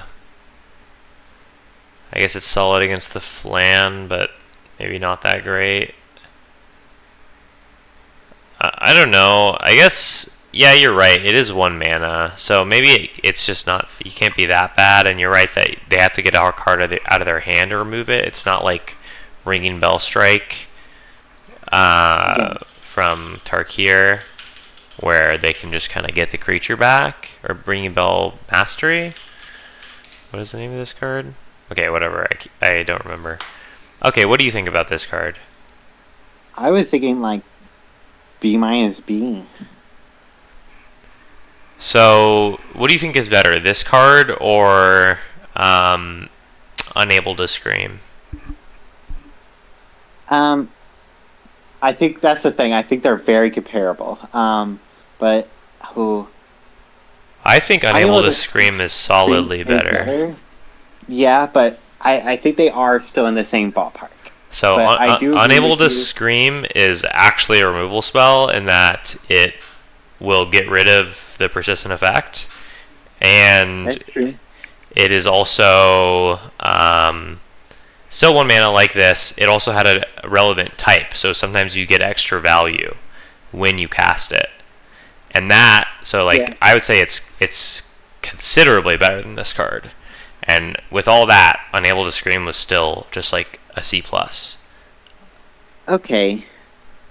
So are you thinking like C minus then? I think that you've talked me into a C. Okay. But it is true that it is 1 mana, so it's like nice to double spell, and maybe you'll trade up in a really big way. Okay. So Stolen Uniform for a blue. It's an instant. Choose target creature you control and target equipment. Gain control of that equipment until end of turn. Attach it to a chosen creature. When you lose control of that equipment this turn, if it's attached to a creature you control, unattach it. This is unplayable. This is for Modern. Oh, it has Modern application? Yeah, because of Colossus Hammer. Oh. Yeah, you could do it. Oh, yeah, I see what you mean. It's basically Magnetic Theft, but it's blue. Yeah. Yeah. Yeah, but and limited F, yeah. Yeah, terrible. Alright, now here's an interesting one. We have yet another Saga creature. Which is Summon Shiva for 3 blue. It's a 4/5. Its first chapter is tap target creature and opponent controls. Put a stun counter on it. And that's its second chapter as well. Its third and final chapter is draw a card for each tap creature your opponent controls. So it's only going to combat once, or only attacking once. But it blocks twice. That is true. This is a very controlling card. And the control deck also likes that it goes to the graveyard. In this set, at least. So. And it also the turn before it goes off, like your opponent basically can't attack unless they have a removal spell for this. And then if they have a removal spell for this, then you've already gotten 4 total attacks taken away from your opponent by that point. That's a really good point. Yeah. And you'll probably still get at least draw 1 card. You are going to draw at least 1 card. Unless your opponent has literally 0 creatures. If your opponent has 0 creatures, you're winning. But yeah, exactly. And it's a 4/5. So it's a decent blocker. Yeah, I think you have me at this at a C+. Yeah, that seems reasonable. I could see it being even better and being like a premium like control card draw spell that you take as like a B-, or maybe even more. Maybe it's like a bomb. Because like holy crap, like this is. You're right, because it replaces itself. I really like that it replaces itself, and that's the minimum, is that it replaces itself. And realistically, it's probably going to draw 2 cards when it pops, so it's going to really, but it's slow, so it's going to really impact the board for sure. But and then it's going to draw you cards, but you're going to lose the 4/5. I think that it's not that bad, and it's I don't know. I like it quite a bit. Yeah. So yeah, Swallowed by but yeah, I don't want to be too aggressive with these cards. But yeah, Swallowed by Leviathan. Sorry. 2 and a blue. Choose target spell. Surveil 2. Then counter that chosen spell unless its controller pays 1 for each card in your graveyard. Ethan, thoughts? I think it's a really good counterspell. Yeah, and I agree. Especially if you're doing graveyard stuff. But even then, even if you're not, it's still not bad. But you did mention how counterspells are a bit weaker in this set than Tarkir, for example. So what letter grade does that bring it to? I think so. There was the cancel variant in Foundations. I believe it was called Refute, which was a generic and 2 blue for counter target spell, and you get a loot. Mm-hmm. I think that looting is slightly better than Surveil 2, if I had to put but they are both which card ones. selection. But this one's easier to cast. That one was a hard counter. This is a conditional counter, though. It's probably going to approximate a hard counter if I had to guess. I think that Refute is better, slightly, and Refute was like a top common. Yeah, and also this is easier to cast. This is easier to cast. That's true. Like a lot easier. But yeah, so this is, I'm kind of high on this card, like C+. That seems reasonable. I wouldn't be surprised if it's worse, just because you don't want to be leaving up counterspell mana in this format, potentially. But yeah, I do like that card for sure. And in Tarkir, it would be like a C+ or B-. Yeah. But I just don't necessarily... Thieves Knife. Yeah. Thieves Knife. 2 and a blue, job select. A creature gets +1/+1 and has, whenever this creature deals combat damage to a player, draw a card. And it's a rogue. Equip 4. So, yeah, thoughts? I think that this card is bad. I think that it's a 3-mana 2/2. And I think that we see versions of this effect where like the creature can be unblockable sometimes, and it's okay, or like it's like kind of bad but like playable. And sometimes the creature's always unblockable, and then if the creature's always unblockable, then it's like good. And this creature's never unblockable, and it's the 3-mana 2/2, so it's like never going to deal damage. So I think it's bad. I think it's like a D+ if we're being generous. Yeah, like the plus is really the only thing is that like the artifact deck, if you need more filler, will play this, I guess. Or late game and helps you draw a card, maybe.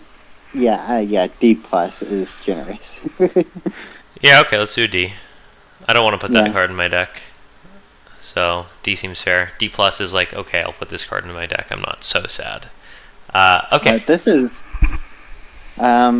Travel the Overworld for 5 blue, but it has affinity for towns, which means this spell costs 1 less to cast for each town you control. Draw 4 cards. This is the reward for playing a bunch of towns. I think this card is freaking awesome. 4 cards is like so much cards. Yeah, this is exactly what you want to be doing when you draw this late, or once you get close to being able to cast it. And if you have a few towns, like even, I'd be happy with this even 1 town. Like 6 mana, drawing 4 cards. And if you're doing less, like I think if you have 0 towns, this is like a CC+. If you have towns, this is like a build around B. If you have in my opinion. Yeah, I think it's a B. Yeah. I think this card rocks. I think this is one of the best, if not the best. Like, I will take this the highest of any card we've seen so far. Yeah. And I also just really like the Towns deck, I think, so far. But we'll see. All right. Now we have the Octopus. Ultros Obnoxious Octopus. 1 in a blue for 2/1. When you cast a non-creature spell, if it is at least 4 mana with a spent to cast it, tap target creature it opponent controls and put a stun counter on it. When you cast a non-creature spell, whenever you cast a non-creature spell, if it was at least 8 mana was spent to cast it, put 8 +1/+1 counters on Ultros. Thoughts? I think that if you trigger it once, you're happy. Yeah. I think that you probably need good 4 mana spells in your deck.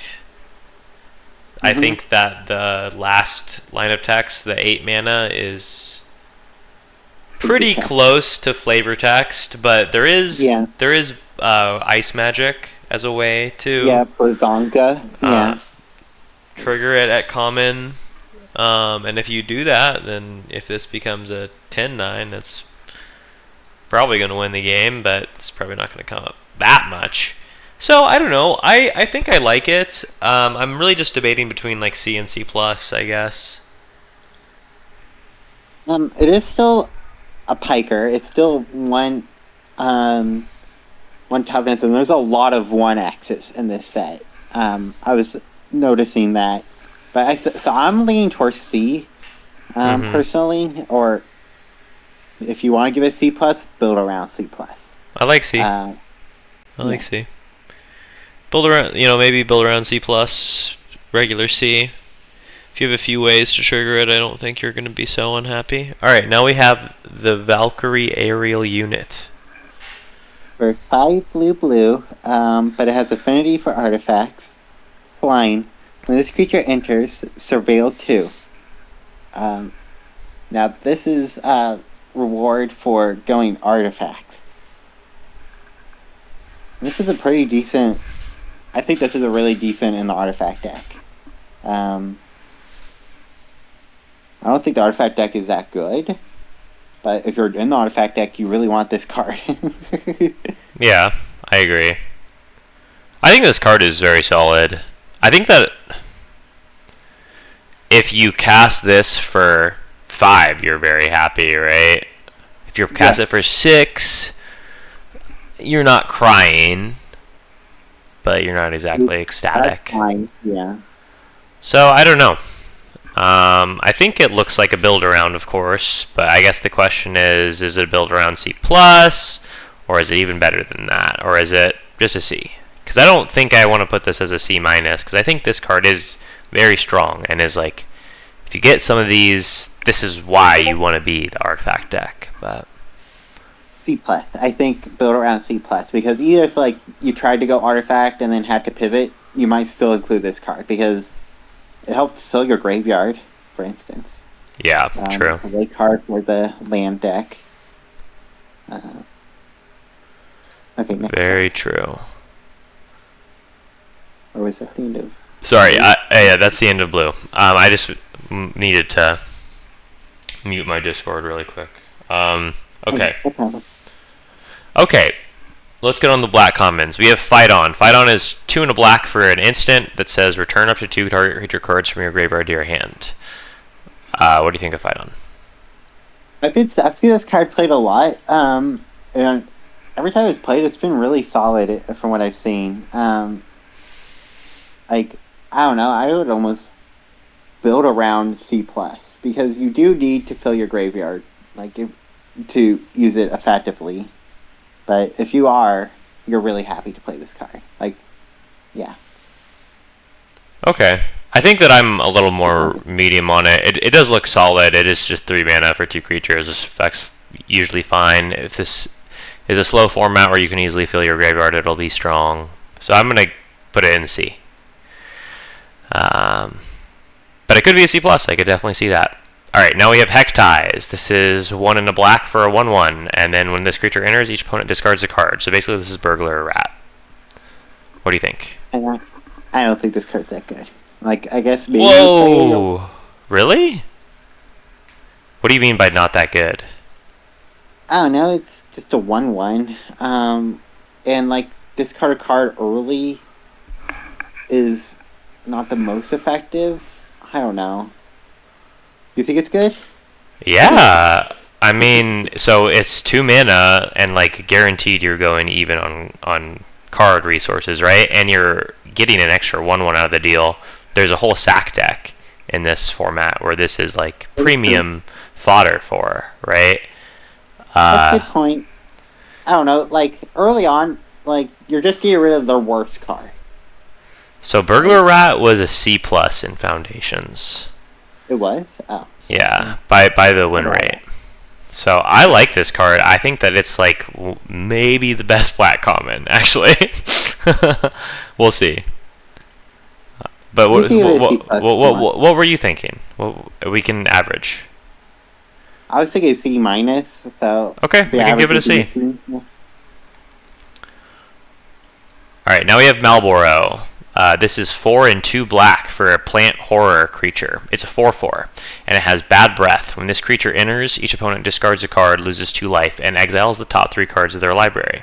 It also has Swamp Cycling for 2. So kind of like a really big Hectize. What do you think of Malboro?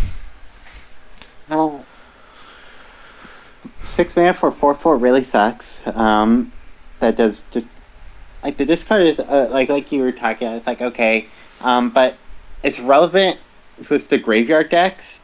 Makes it better, but I don't know if it makes it that much better. I'm thinking D plus. D plus, yeah. The discard is less powerful than it is on the Burglar Rat because your opponent probably is going to have like just like extra lands in their hand by the time this comes down. This is also something important to note. We already have 2 common creatures that incentivize you to holding extra lands, so probably want to be holding the extra land in this format if you don't need it. Yeah, D plus seems reasonable. I don't know. I kind of like it. I don't know. I kind of like it. I think it's. If it was a C minus, I wouldn't be. Yeah, sorry. If it was a C minus, I wouldn't be surprised. That was what I wanted to say. Sorry for interrupting. No, it's fine.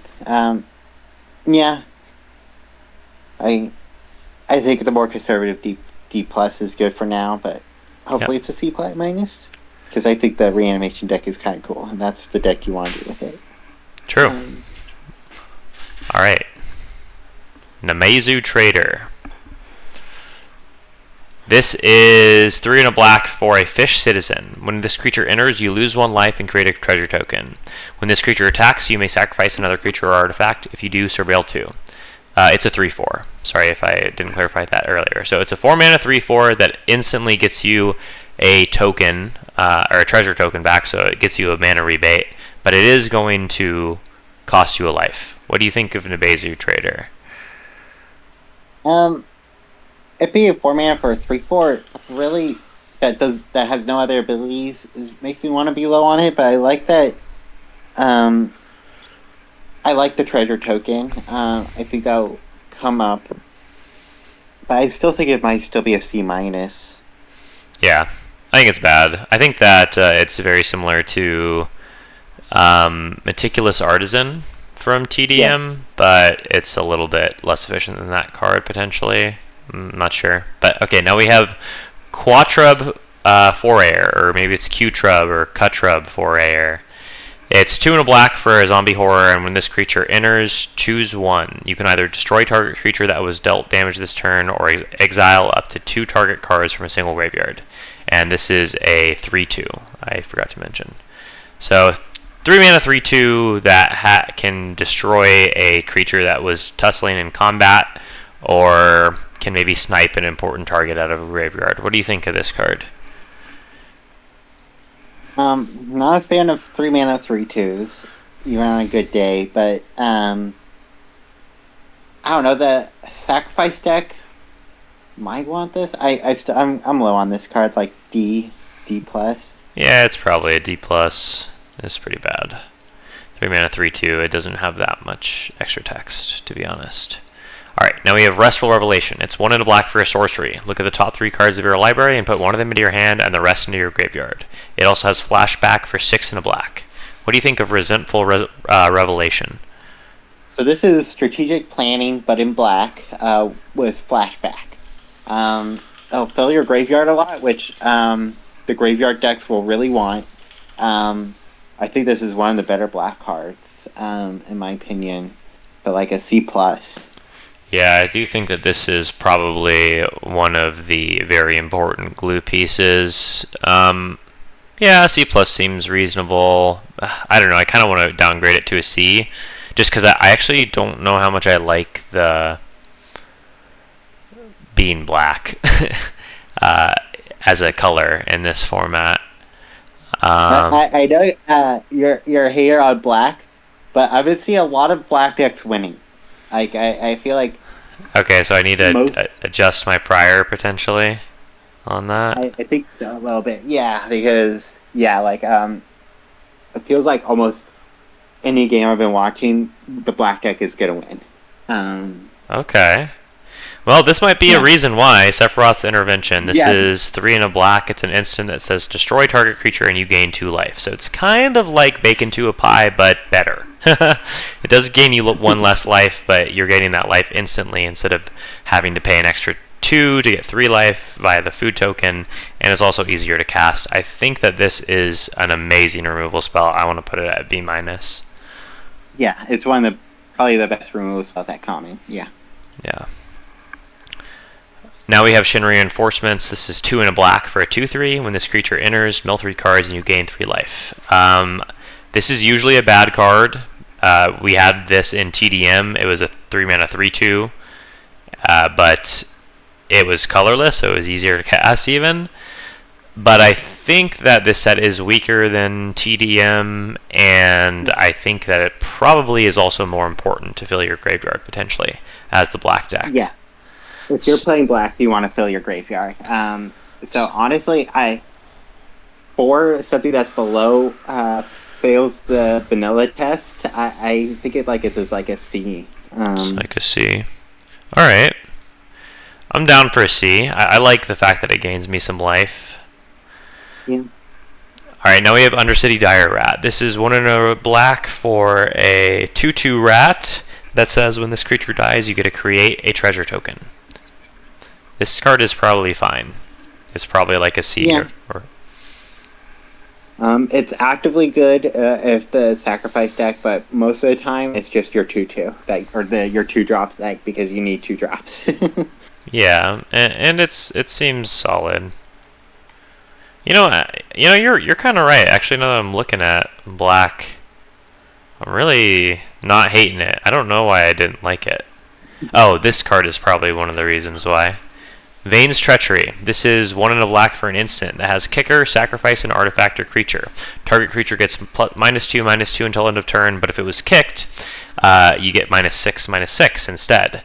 So I've been saying a ton, actually, I suppose, that I believe it is very easy to get good fodder so far in this set, particularly in white and black. At common, and I think that this is going to be a card that actually pays you off for this, so maybe I like this card a lot better than I initially thought. It looks like a build around C to me. Yeah, I agree. It's definitely a build around card. And yeah, I think build around C is good, yeah. Alright, now we have Vincent's Limit Break. This is 1 and a black for a tiered instant. The first effect that it has no matter what is until end of turn, target creature you control gains. When this creature dies, return it to the battlefield tapped under its owner's control. And it has the chosen base power and toughness. If it's 0, it's 3/2. If it's 1, it's a 5/2. And if it's 3, it's a 7/2. So is this perpetual? Does that mean it's always? So hold on. Wait. When this creature dies, return it to the battlefield under its owner's control. And it has the and it has so like it's gonna immediately get that boost to its base power, but when it dies and returns, it just returns normally. Right, I see. Okay, so this is probably very easy card to misread. Yeah. This sort of reminds me of a combat trick.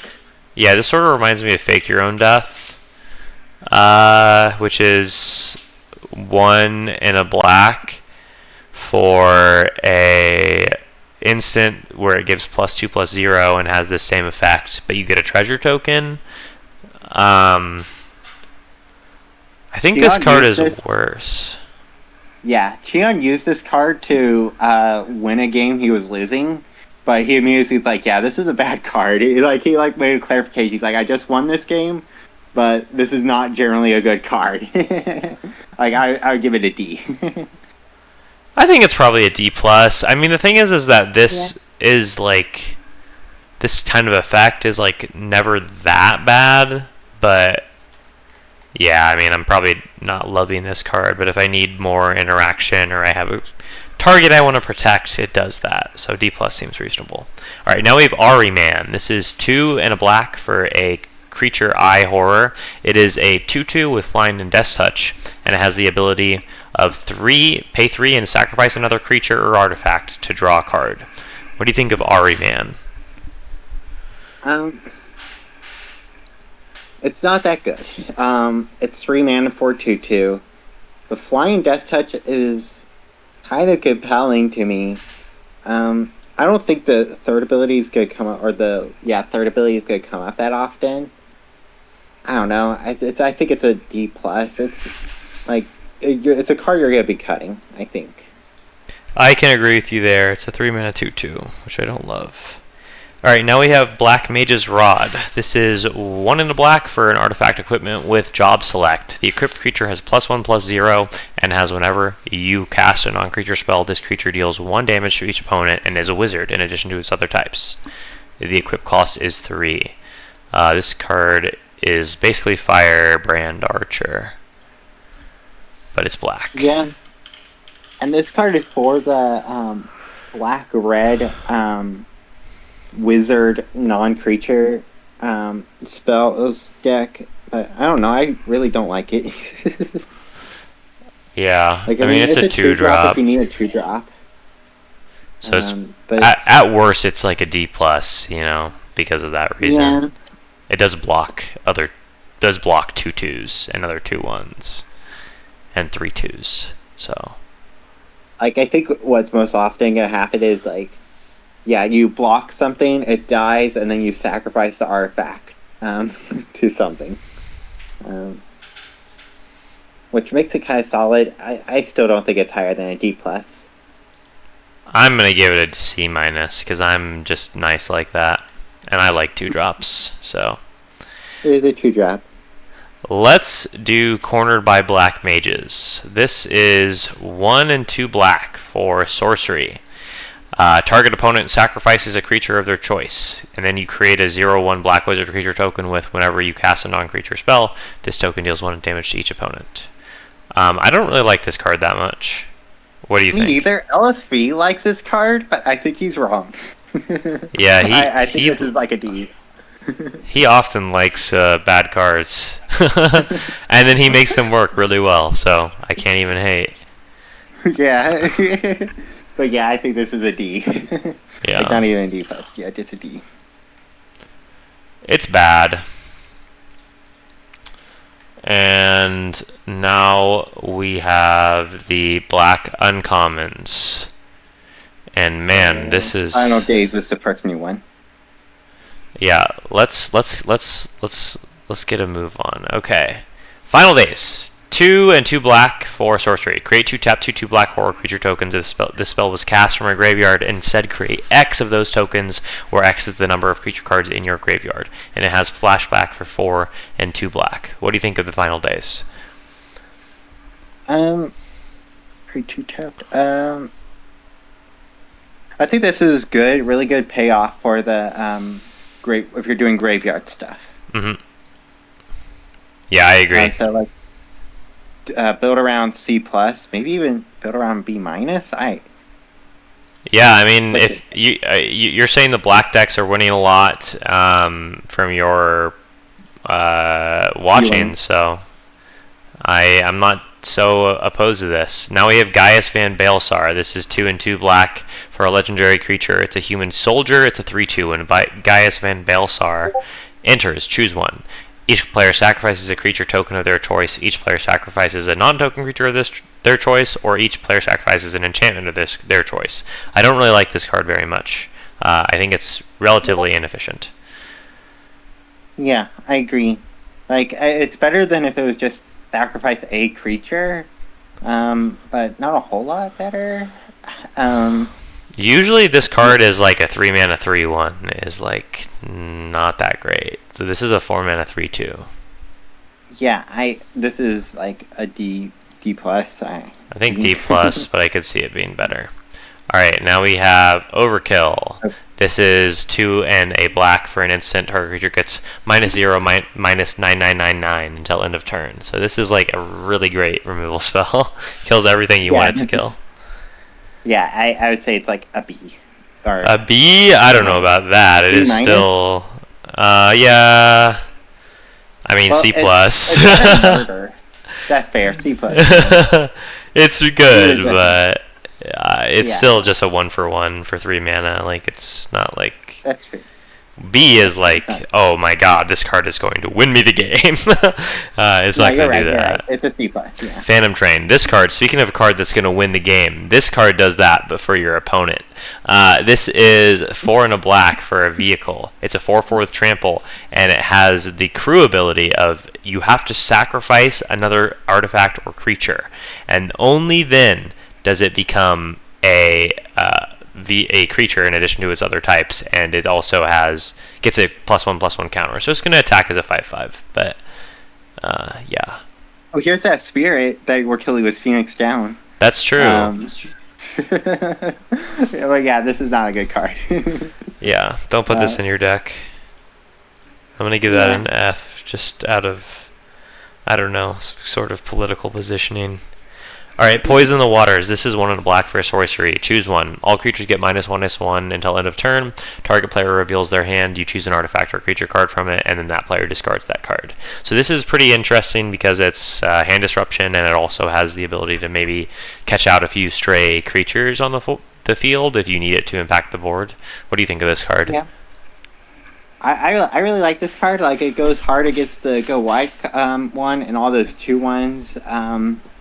I would give this like a C plus.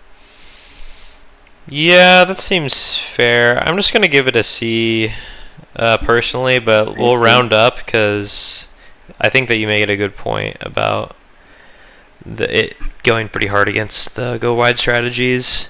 Now we have Reno and Rude. This is 1 and a black for a legendary creature. It's a human assassin. It's a 2/1 with Menace. Whenever Reno and Rude deals combat damage to a player, exile the top card of that player's library. Then you may sacrifice another creature or artifact. If you do, you may play the exiled card this turn and spend mana of any type to cast it. What do you think of Reno and Rude? Menace is compelling. It's a 2-drop. I don't know, C plus. I don't know how much the other ability will come up. I think it looks like a C to me. I don't think it's that exciting, but also I think maybe it's a build around C. Like if you can get some good value out of that second ability, it's like better than a C. But if you don't get good value out of it, then maybe you don't want to put it in your deck. So now we have Shambling Sheath. This is 2 and a black for a Mutant Horror. It's a 3/3. This creature enters tapped, and whenever you cast a non-creature spell, you may pay black. If you do, return this card from your graveyard to your hand. I think that this card is a fantastic build around. Yeah, this is like, build around C plus, build around, or maybe even build around B minus. I think it's just a C plus, but yeah, it's good. I like it a lot. It is still a 3 mana 3/3 for 3 that enters tapped in your opener, which is not ideal, but it's not that bad. Alright, now we have Side Quest Hunt the Mark. This is 3 and 2 black for an enchantment. When this creature enters, destroy up to 1 target creature. At the beginning of your step, if a creature died under an opponent's control this turn, create a treasure token. Then, if you control 3 or more treasure tokens, transform this enchantment. It transformed into Yasmat, the Ultimate Mark. This is a legendary creature. It's a dragon. It's a 5/6, and it has the ability 1 and a black. Sacrifice another creature or artifact. Yasmat gains indestructible until end of turn, but you have to tap it. What do you think of Side Quest and Yasmat? It's not the worst because it's removal, but it's really inefficient removal. So C minus. Yeah, I mean, if you get the dragon, it's not that bad. The drug But is really cool. Yeah. Like that's gonna make combat such a nightmare for your opponent. Especially if you're in the black white deck. I So I'm guess still this thinking guy about is that. like a raid boss or something, huh? Or like a super boss. Yeah, I They were agree. dating told me about it, but I don't remember what they said about it. Fair enough. Now we have Summon Anima. This is 4 and 2 black for a 4/4 with Menace. The first 3 chapters all let you draw a card and lose a life. Then the 4th chapter, each opponent sacrifices a creature of their choice and loses 3 life. What do you think of Summon Anima? So it's kind of awkward. Like you were talking about that one summon Shiva that was really good on defensive, and I think maybe the Saga creatures. Like this is a weird one because it's menace, but it's only in combat twice. Um, but drawing 3 cards over those 3 turns is really nice. Yeah. I don't know how relevant that last one is. I mean, destroying their worst creature and then they hurt a little bit. It's definitely not bad. I think it's just kind of an awkward combination of its card draw plus a creature, which is good, but you also have to lose a life, and the creature doesn't last forever. And it's not a very good blocker for 6 mana. But No. it's better as an attacker anyway, but it's still not a good attacker for 6 mana, so I don't really know what to think of this creature. I think that this is one of those cards that's really going to depend on how strong these Saga's creatures are, and if they are good at all, and if they're not, then I could see this card just being kind of terrible. But maybe it's good. I guess it is kind of a 4/1 if you think about it. It's just very slow. Yeah. I think landing C minus cautiously, or maybe it's a B plus. Sure, C minus. It is a 4/1. It's hard for me to rate a 4/1 as much lower than a C minus, I think. All right, now we have Tonberry. This is 1 and it's just a black for a Salamander Horror. It's a 2/1 when this creature enters. It enters tapped with a stun counter on it, and then during your turn, this creature has First Strike and Death Touch. So this is very slowly a 1 mana 2/1 First Strike Death Touch attacker, which is like okay, I guess. I mean, it's good, but it just takes forever. What do you think of this card? I kind of like it. Let's see, it's a really good blocker, but you would hate No, to it's draw it not. late. It's only during your turn that this Only has during your first. turn. Yeah. So it's, yeah, okay. Yeah, people were watching were really high on it, but the more I think about it, the less I like it. Yeah, I don't think So it's maybe that like good. a D plus. Yeah. D plus seems very reasonable. I don't like this. I don't think it's like that bad. Maybe if black is very aggressive, it's good. But I don't think black is very I don't think aggressive. black is aggressive. I think Yeah. black is very controlling. Yeah. So we have All Bed Salvagers. This is a creature. It's a human artifice warrior. It's a 2/3. Whenever this creature or another creature or artifact you control dies, target opponent loses 1 life and you gain 1 life. So a little bit of draining on a 3 mana 2/3. I like this card. Yeah. But it's definitely built around, I Yeah. think. Built around C plus though. I like it. Okay. Could be even better, but 3 mana 2/3 is not amazing. Okay, now Circle of Power. This is 4 and a black for sorcery. You draw 2 cards and lose 2 life. You create a 0/1 black wizard creature token with whenever you cast a non-creature spell, this token deals 1 damage to each opponent. And also, wizards you control get +1/+0 and gain lifelink until end of turn. I quite like this card. I actually really like this card, I think. Yeah.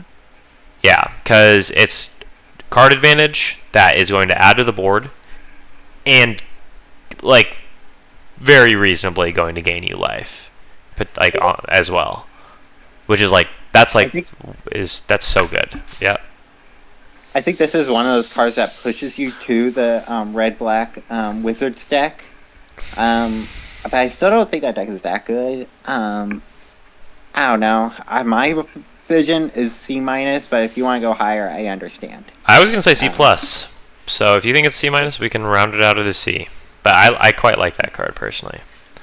Dark Knight's Greatsword. This is an artifact equipment with job select. The equipped creature gets +3/+0 and is a knight in addition to its other types, and you can pay 3 life to equip, but you can only activate this once each turn. So this is like a 3 mana 4/1. It does give you your creature a very big buff. +3 power is a lot. What do you think of this card? I kind of like it, and unlike a lot of the job selects, the equip cost is kind of easy. Like you don't want to be too aggressive, or you're gonna kill yourself. Yeah. But it's still pretty easy to switch this around as needed. Which I imagine if you're in the sacrifice deck, you're gonna be doing that a lot. So I'm kind of a fan of this card, but not too aggressively because it's still like even at best a 4/1. Like that's gonna die. 3 mana 4/1. I think it's mediocre. So I don't know. I personally think it's a C minus. Yeah, I agree. But yeah, that seems about reasonable. Alright, now we have Demon Wall. This is 1 in a black for an artifact creature. It's a Demon Wall. It has Defender and Menace. Kind of a funny combination of keywords. It's a 3/3, and it has, as long as this creature has a counter on it, it can attack as though it didn't have Defender. But it has the ability, 5 in a black, put 2 +1/+1 counters on this creature. Notably, you can activate this multiple times. It's not like an exhaust ability. You can, if you do it one turn, you can do it the next. So this is a card that is going to defend you in the early game, and also gives you a sense of inevitability over the game. It's true. Yeah, there's no counter synergy. Like there's like a little bit, like you could Jack Fay or whatever his name was. No, Zach. You could Zach onto it, which is a little way to get it to attack earlier than turn 6. But I don't know. Early, you're right that it helps you get to the late game. So it's a decent control card in the control color. But I don't know. I'm still a little unimpressed. So maybe like a C minus. If you want to give it a C, I understand. I like this as a C plus, so I'm gonna give it a C. So 2 mana 3/3 Defender is like kind of reasonable. But this actually has like some very serious upside where it helps you win the game. So let's go to Evil Reawakened. This is 4 in a black for a sorcery. Return target creature card from your graveyard to the battlefield with 2 additional +1/+1 counters on it. It's okay. I think that giving the creature a buff is pretty important. What do you think? Yes. I think this card gets really solid because like you in this color you fill your graveyard a lot, and so you can return some big whatever, like your bomb or whatever, or even your land cyclers. Like this is a kind of a combination with the green land cycler, the dinosaur. I almost see it as like a build around C plus personally, but that's Ginny's opinion. You know, it does remind me a lot of Back on Track from TDM. If the green-black graveyard deck is really like one of the things that you want to be doing here, this is a great payoff for that. So, all right, yeah. I'm gonna move it up to a B minus. If you're really liking this green-black deck, then I definitely see the vision. So let's do that. Now we have Feng, Fearless Icy. This is 2 in a black for a legendary creature. It's a human warrior. It's a 2/3. Whenever one or more cards leave your graveyard, you draw a card and you lose 1 life. This ability triggers only once each turn. And it has Meld with another uncommon. But what do you think of Feng? I'm trying to think of cards that make leave in this format. And like there's the one we started with, that common, that return to creatures, and then the one we just talked about. So it's not like it's never happening, but it still feels kind of rare. Although I think you're kind of happy if you get once. Yeah, you're definitely happy if you get it once. Yeah. but it's still a 3-mana 2/3. Yeah. And I don't think the meld's that relevant. I don't remember what it does or what the other creature. The other creature like is quite good, but so I think if you have that creature, you want to put this in your deck to have the upside of that. But yeah, I think it's like a C. Yeah. Okay. What do you think? I was thinking C minus. Okay. Yeah, I can come down. I think that's reasonable. I like being mean to cards. It's fun. I can tell. All right, let's move on to the red commons. Blazing Bomb. For 1 red, it's a 1/1. When you cast a non-creature spell, if 4 or more mana was spent to cast it, or at least 4 mana was spent to cast it, put a +1/+1 counter on this creature. Blow up. Tap, sacrifice this creature. It deals damage equal to its power to target creature. Activate only as a sorcery. I'm not a fan of this card. This card kind of sucks. Yeah, it's pretty mediocre. I don't know. Yeah. I feel like you have to trigger this ability twice for you to be happy. Yeah, like imagine playing this on turn 1, and then this thing stays a 1/1 until turn 4 minimum. Well, you did only invest 1 mana, so it's not that bad. But yeah, I think it looks like a D plus to me. Not necessarily a card I want to put in my deck. Okay, yeah. What do you think? I was thinking like D or D minus, but D plus is okay. It is just 1 mana. Yeah. Call the Mountain Chocobo. This is... Oh, sorry. It's your turn. Call the Mountain Chocobo. 3 in a red for a sorcery. Search your library for a mountain card. Reveal it. Put it in your hand. Then shuffle. Create a 2/2 green bird creature token with the Chocobo landfall ability. When a land enters, it gets +1/+1 until end turn. And then flashback for 5 in a red. I think this is a solid card in the Gruul deck. Yeah. It's kind of a bad 2-for-1, but I think you probably do want it in your Gruul deck. So I don't know. Build around C minus. Yeah, I agree. Yeah. I could see it being even worse. Haste Magic. 1 in a red. Oh, this card goes with that burning card. Target creature gets +3/+1 and gains haste until end of turn. Exile the top card of your library. You may play it until end of turn. If there was a more just classic Blitz deck, I would love this card, but since is more 4 mana, that lowers my valuation a lot. What's your thought? I kind of like it. I mean, Yeah. I think that's valid that it's not a classic Blitz deck, but there are still payoffs that are just like straight Blitz. Like I like this in the red-black deck. Yeah, like this is red-black, not a red-blue card. Like you can play in your red-blue deck, but you'll be happier in your red-black deck. So like it's getting you the card back. So it's just 2 mana for +3/+1 and haste. You know? Which will probably help your creature trade with something like it's how I'm opting to use it, or just get that damage in. Yeah. It's like what are you thinking? Great. Yeah. I like it. I think it's like a C. Okay. You know, I'm not saying it's great, but all right. Now we have Hill Gigas. Is 4 red for 5/4 with trample and haste and mountain cycling. So it's the red land cycler. I feel like these land cyclers get better as we get further along in these colors. Well, I like the blue one better than this one, but yeah.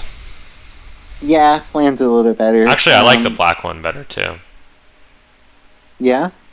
I mean, triplet haste is pretty significant. But this is not in the graveyard deck, really. Yeah. which lowers the evaluation quite a bit. So I don't know. Like, we thinking like C minus? I don't know. I don't really like this card that much. I think it's like a D plus. Yeah. Okay. Why do you like it? Just as it's like a nice curve topper in your aggro deck? Like you think the trample and haste is enough? That's why. But I think you're right about D plus because you were right about the land cyclers. Is they're not that good unless you're like really going 3 colors. Well, except for the green one. The green one's really good. Yeah. Yeah. The land cycling is also relevant for the landfall deck. That's true. Okay. I think D plus is good to start at. Yeah. I could see it being a C minus, but I don't really think I don't necessarily see it getting that much better. Than that, item shop keep. It's 1 in a red. Oh, sorry. It's okay. 1 in a red for 2/2. When you attack. So not when it attacks. When you attack, target attacking equipped creature gains miss until end of turn. So it's a 2-drop, so that increases the evaluation. And I think it's a good payoff for the equipment deck.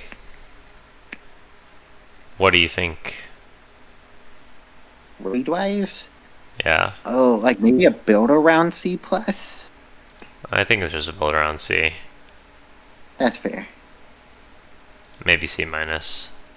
I could see that just being a vanilla 2/2. A bit too much. Laughing Mad for 2 in a red. As an additional cost to cast this spell, discard a card, draw 2 cards, and flashback for 3 to red. So it's Tormenting Voice with flashback. And still not that good. I guess the flashback has a little bit of application in the Is It deck, but I still don't think it's that good of a card. What are you thinking? I don't know, D. Yeah. It's just too inefficient. That effect for 3 mana. I just don't want that in my deck. Light of Judgment for 4 in a red. Instant. Light of Judgment deals 6 damage to target creature. Destroy up to 1 equipment attached to that creature. What are you thinking? I think the art is freaking insane. It's a clown, like, smiting something with the power of God. What's funny is people got so mad about OTJ being silly. I feel like this is like the silliest set in like the last 2 years. Yeah, there's some truth to that. What do you think of this card? I mean, I think it's kind of weak. Yeah, it's kind of bad removal. Like, it's cool if you could get a 2-for-1 out of it, but you're very rarely getting 2-for-1 in my opinion, unless you're getting one of those job select ones. But wow, you 2-for-1 a 2-drop? Yeah, you 2-for-1. They're 1/1. That's freaking pog. I don't know. Yeah, this is D plus. Yeah, I agree.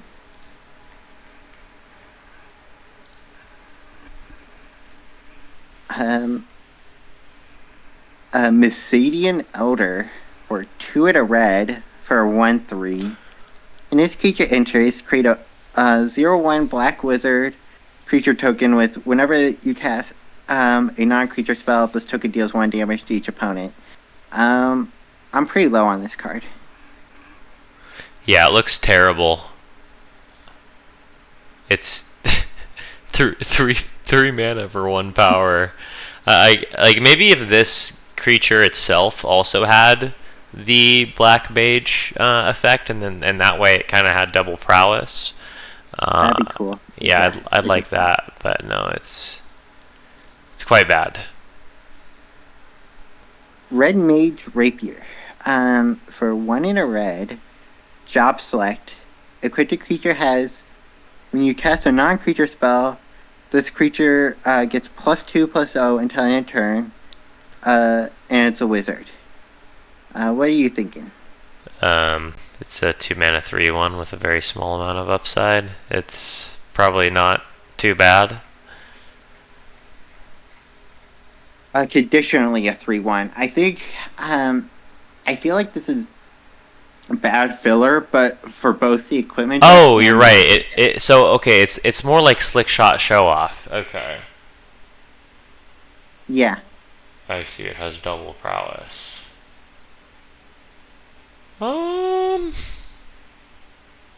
Yeah.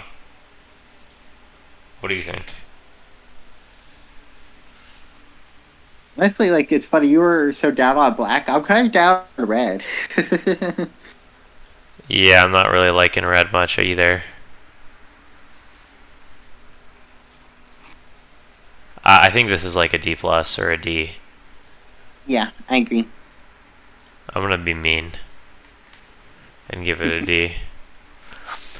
Sabatender. Sabatender, a 1 in a red for a 2/1 with reach. And then it has landfall. When a land you control enters, this creature deals 1 damage to each opponent. I mean, yeah. What's your thoughts? I don't think it's very good. No. But I also don't think it's that bad. Maybe a C minus or a D plus. Yeah. If we're being generous, C minus. I mean, the landfall deck could use it, I guess, but yeah. Okay, D plus. Yeah. Summon GF Ifrit for 2 in a red for 1/2. It has 4 chapters. First chapter and second chapter are: you may discard a card. If you do, draw a card. And its last 2 chapters are add a red. This is. I'll let you say it, Ethan. I think we're probably gonna be on the same. Well, I actually don't know. What you don't like this card? I wasn't liking it. Are you liking this card? Yeah, I kind of like it. I think that like the faithless looting effect is pretty solid. Like if you draw it late, it can very reasonably feel like a draw a card, maybe even draw 2 cards, and it's going to help you ramp later. It's got 4 chapters. I quite like this card actually.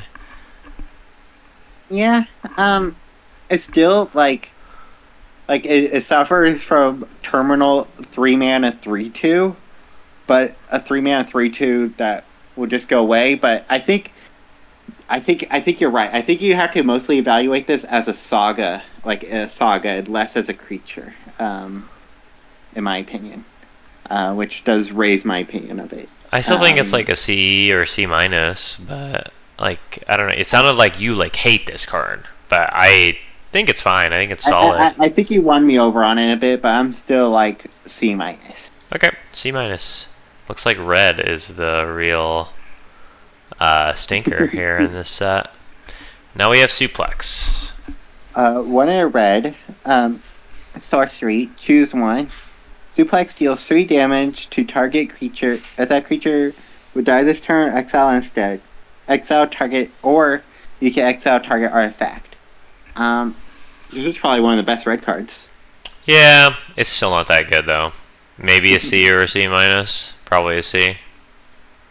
Yeah, okay, yeah, that's fair. I would have given it a C plus, but C is fair. No shot. No shot that 2 mana 3 damage at sorcery speed is a C plus. Now this is one.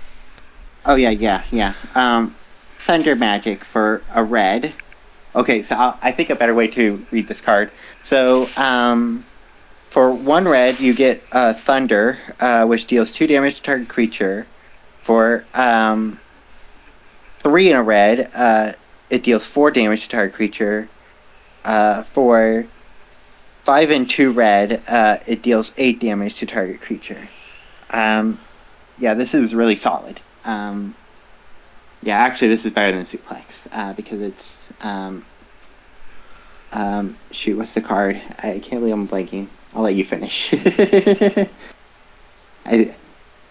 Yeah, go ahead. I think this card rocks. I think that it's like a more efficient version of Burst Lightning for removing creatures. It doesn't go face like Burst Lightning, which is very good.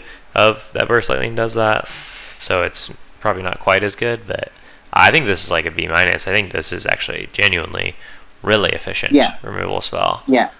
Yeah, no, you're right. Yeah. Like Get rid of those 2 drops. Yeah, it's if you're on the draw, this card is going to very seriously catch you up in that game. Like you play a mountain, they play their 2-drop in step. You use Thunder Magic on their 2-drop, and then you get to play your 2-drop. It's like that's just amazing. That's such a good play. Kill your, and late game, unlike regular Lightning Strike or Lightning whatever, but I can't believe we're blanking on the staple card's name. What? Like the 1 red, deal 2 damage to Shock target. Shock. It's like Shock, but unlike Shock, late game it could destroy a big feature. Yeah, it's good. It's great. But red sucks, so it's probably going to have a bad win rate relative to the actual power level of the card. Warrior Sword, 3 in red, job select, equipped creature gets +3/+2, and that's it. It's a warrior, and it has equip 5. This is a interesting card.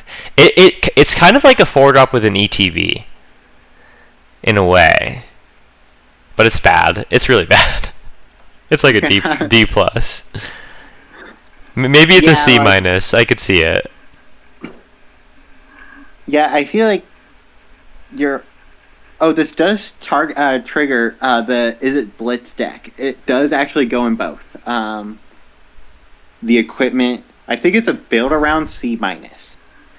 Okay, sure. Because we gotta give something to red, man. I mean, this color is so many Ds. It's so bad. Oh my god. Okay, moving on to green commons. Airship Crass, 2 and a green for an instant that says destroy target artifact, enchantment, or creature worth flying, and it has cycling for 2. I don't know why, but this set is really giving me Aether Drift vibes. I actually do know why. And it's because of the green-black cards actually seeming to work very well together, just like in Aether Drift, and also green looking good, but we'll get into that more. So if this set is like Aether Drift, in Aether Drift Broken Wings was like a C+, and this is better than Broken Wings, so I think that this is probably like a C. Yeah, there's a lot of artifacts going around, there's a lot of enchantments, and then there's a lot of flyers. And when that's not a problem, you cycle it, and then it's filling your graveyard. Yeah, I like this card a lot. I give it a C+, yeah. C+? I'm going to be mean and give it a C, because it is still somewhat mediocre. Alright, now we have Balam T-Rexar. This is 4 and 2 green for a dinosaur. It's a 6/6 with trample, and when it enters, you gain 3 life. It also has 4 cycling for 2. I wouldn't be surprised if this is the best common. Yeah, this is a great common. I think it's a C+, or maybe a B-, probably just a C+, though, because it is a 6-drop. Yeah, I agree. But it goes really, really well in the Reanimator deck. Black graveyard deck, yeah. Yeah. Alright, now we have Bard's Bow. This is 2 and a green for a job select equipment. The equipped creature gets +2/+2 and has reach, and is a bard in addition to its other types. It also has equip for 6. So this is a 3-mana 3/3 with reach. That's pretty solid, actually, I think. Yeah, get those flyers. I think the solid gives it a C or maybe a C+, because it's not really for the equipment deck, even though it's an equipment. Yeah, I think it's a C. Like it's just solid. It's like nothing super incredible. Here's another card that's giving me Aether Drift vibes. We have Blitzball Shot. It is 1 and a green for an instant, and target creature gets +3/+3 and gains trample until end of turn. In Aether Drift, there was a card that was 2 and a green for +4/+4 in trample. I think this card is probably slightly more efficient on balance. Like, +4/+4 is a massive buff, but trample is really important, and +3/+3 for 2 is already not doing that bad. So I quite like this. I think that this is going to be a card that you actively want in your green decks. I agree. So like C plus. Just a C. It's a combat trick, you know, so like I don't take them that highly, but I wouldn't be surprised if it has the win rate of a C plus, if that makes sense. But I wouldn't take it like a C plus. All right, now we have Chocobo Kick. This is 1 and a green for a sorcery. It has Kicker. Return a land you control to its owner's hand, and it says target creature you control deals damage equal to its power to target creature an opponent controls. If this spell was kicked, the creature you control deals twice that much damage instead. So for the landfall deck, this is going to rebuy a landfall trigger, and also this is just a pretty solid bite spell. Yeah, and it's actually in a set with very little 2 mana removal. Yeah. Yeah, it is very efficient for this set. That's a great point. So yeah, I think C plus. C plus. I'm gonna agree with you because I'm feeling like all of the green cards are going to have really good win rates right now, and that's no exception. All right, now we have Commune with Beavers. Look at the top 3 cards of your library. You may reveal an artifact, creature, or land card from among them and put it into your hand. Then you put the rest into the bottom. I think this card is bad. I agree. Like D. Yeah, I mean, it is just, like, not that... Like, if you have, like, maybe a card you really want to dig to, it's fine, but... Because it is, like, 1 mana for, like, some selection, it's not that bad, but it's not that productive either. Gigantoad, this is 3 and a green for a frog. It's a 4/4, so we got a 4 mana 4/4, and if you got 7 or more lands, this creature gets +2/+2. No other work required. This is just a 4/4 that is going to be a 6/6 later in the game. But it is still a 4-drop that doesn't have an ETB. But I just think it's efficient enough. I like this card. Yeah, I think you'll be happy to put this in your deck. So like C. Yeah, C seems reasonable. And now we have Gubu Gardener. This is 1 and a green for a plant beast. It's a 1/3 that lets you add a green to your mana pool. This card is fine. Yeah, I actively like this card. I give it like a C, maybe even C plus. Yeah, I'll give it a C. It's good in the green-blue deck, the ramp deck, yeah. Rampy. Towns ramp. Yeah. Mm-hmm. It's not very good in green-red, and it's probably just fine in green-black. I don't know. It's a 2-drop. Yeah, maybe you're right. Actually. C. It's a 2-drop, and it blocks really well, or it blocks well. It does not really well, just well. It blocks okay. If it was a 1/4, I'd say it blocks well.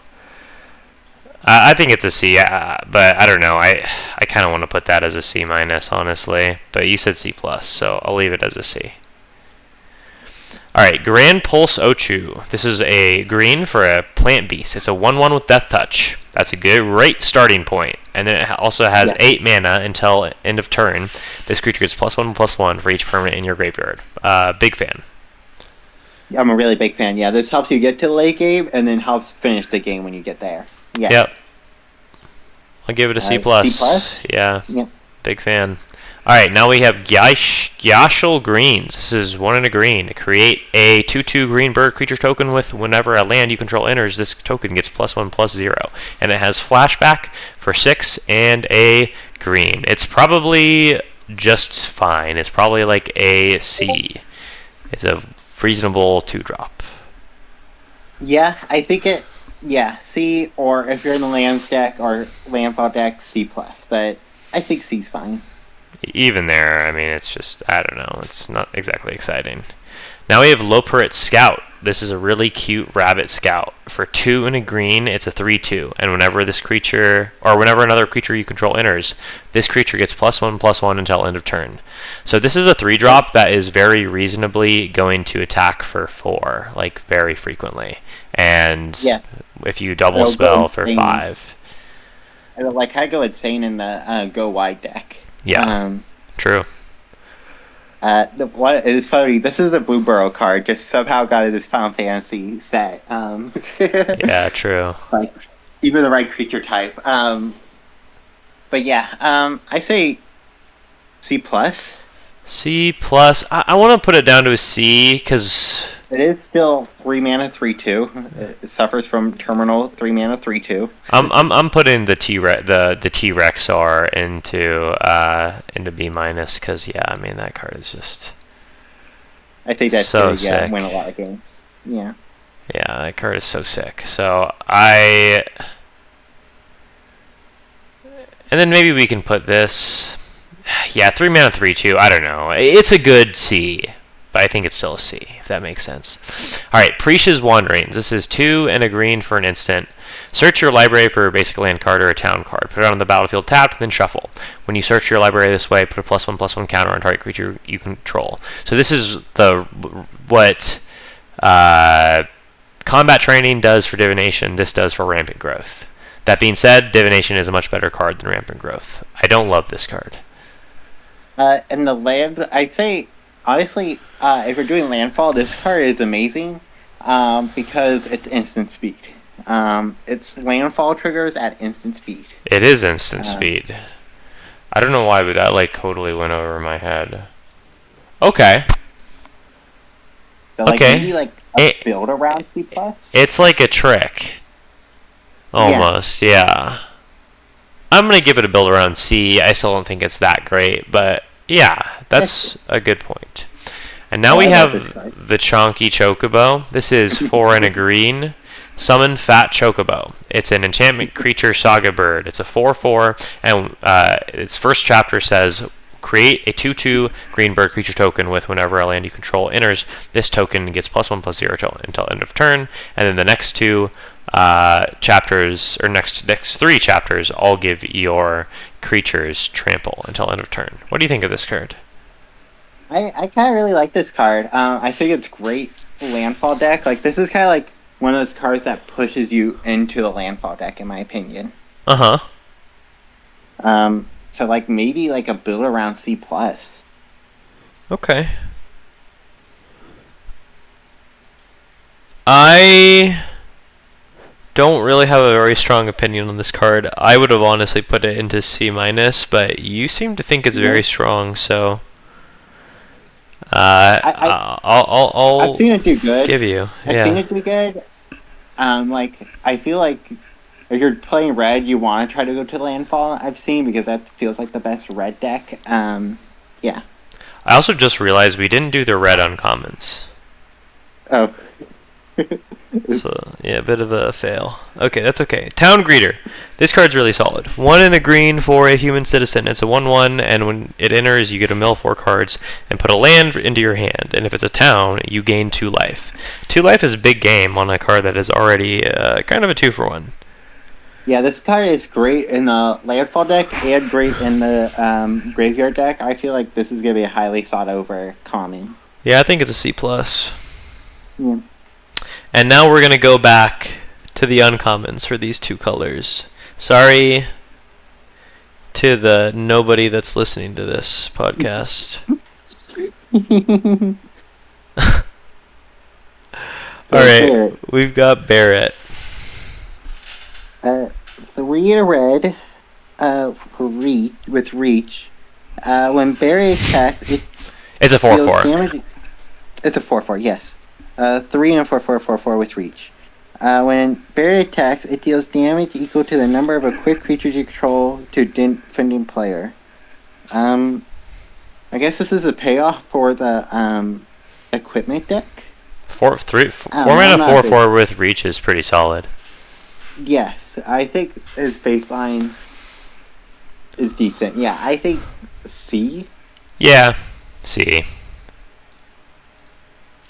I think that red is really bad, and so this card is going to have a really bad win rate, probably. But it's not an issue with the card itself. Also, gotta keep on clicking on these cards, but I don't care about them. All right, now here's a red card. Yeah, Choco Comet, X red.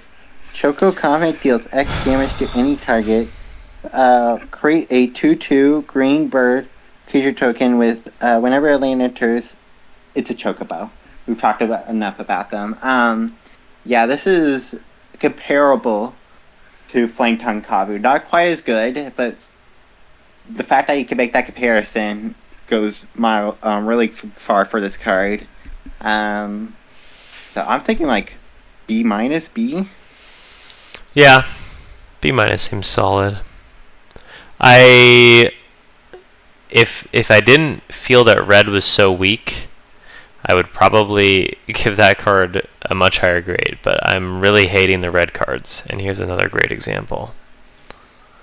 Coral Sword, 1 red with flash. When equipment enters, attach it to target creature you control. That creature gains first strike until end of turn. The creature gets +1, equip for 1. Yeah. I guess you're playing this in your equipment deck. You're gonna get your opponent, I guess, once. Like, it's gonna turn a trade into just a win. But sure. yeah, it's still a D. I don't know. It's just so low impact, and I don't know. It's probably not a D. It's probably a D plus or a C minus. I'll go D plus. It's just a very low impact card. So don't love it. Fire Magic. So we have Fire Magic. So first, we have Fire for a red that deals 1 damage to each creature. Or for 2 at a red, we get Fyra, which deals 2 damage to each creature. Or you could get Fyriga for 5 in a red. Fire Magic deals 3 damage to each creature. I think this card is pretty solid for an uncommon. Yeah. I want this in my ramp deck, basically. I feel like 3 mana deal 2 is going to be actually really something that you want in your blue-green ramp deck. Yeah. And what's funny is the red-black deck is also going to want this card, but it's really good against a red-black deck because you can even just 1 red mana kill all their black wizards. Yeah, this is terrible if you're the red-black deck. You do not want this in your deck because this will be terrible every time you draw it for you. I don't know. I like it, but it's kind of a not a red card. Yeah. It's a blue-green gold card, actually, I think. It's honestly how I feel about this right now. Now we got Freya Crescent, which is 1 red for a 1/1. It has jump. During your turn, Freya has flying. And you can tap add a red, but you can only spin it to cast an equipment spell or activate an equipment ability. This is probably one of the better equipment cards. Sure. It's a 1 mana 1/1 with flying. Yeah. It's probably a C minus. Yeah. I don't know. It's not very good. Nope. That's not a real card. It is a real card. First three you ignore. Opera Love Song. For 1 in a red, instant, choose 1. Exile the top 2 cards of your library. You may play those cards until the end of your next until your end of your next end step. Okay, so you got 2 turns with it. Or 1 or 2 target creatures each get +2/+0 until end of turn. I don't know. I guess you're mostly playing it for the first ability, and that's a decent draw spell for red. It's a little inefficient. I don't know. Reckless Impulse is until the end of your next turn, not your next end step. So that's a better card. Oh yeah. But it has some flexibility. I don't really like this trick side though. I don't know. It looks like a D plus or a C minus. I think D plus is right. I did misread it. Yeah, it's just until of that turn. Yeah. Yeah. Now we have Prompto Argentum. For 1 in a red, it's a 2/2 with haste. When you cast a non-creature spell, if at least 4 mana was spent to cast it, create a treasure token. I don't know. That's a decent payoff to the deck. Yeah. Yeah. Build around C. Yeah. Maybe C plus. C. Sure, it's a 2-mana 2/2. It's better rate than most of Red's commons, it seems, right now. Queen Brainy? Or just Queen Breen? Who knows? For this card sucks. for 2 in a red with prowess. It's a 2 in a red for a 2/1 with prowess. When Queen Brain attacks, create a 0/1 black wizard token. Yeah. This is pretty weak. Yeah, I'm thinking this is a D plus. D. Yeah, D seems. Yeah, agreed. D. Get that out of here.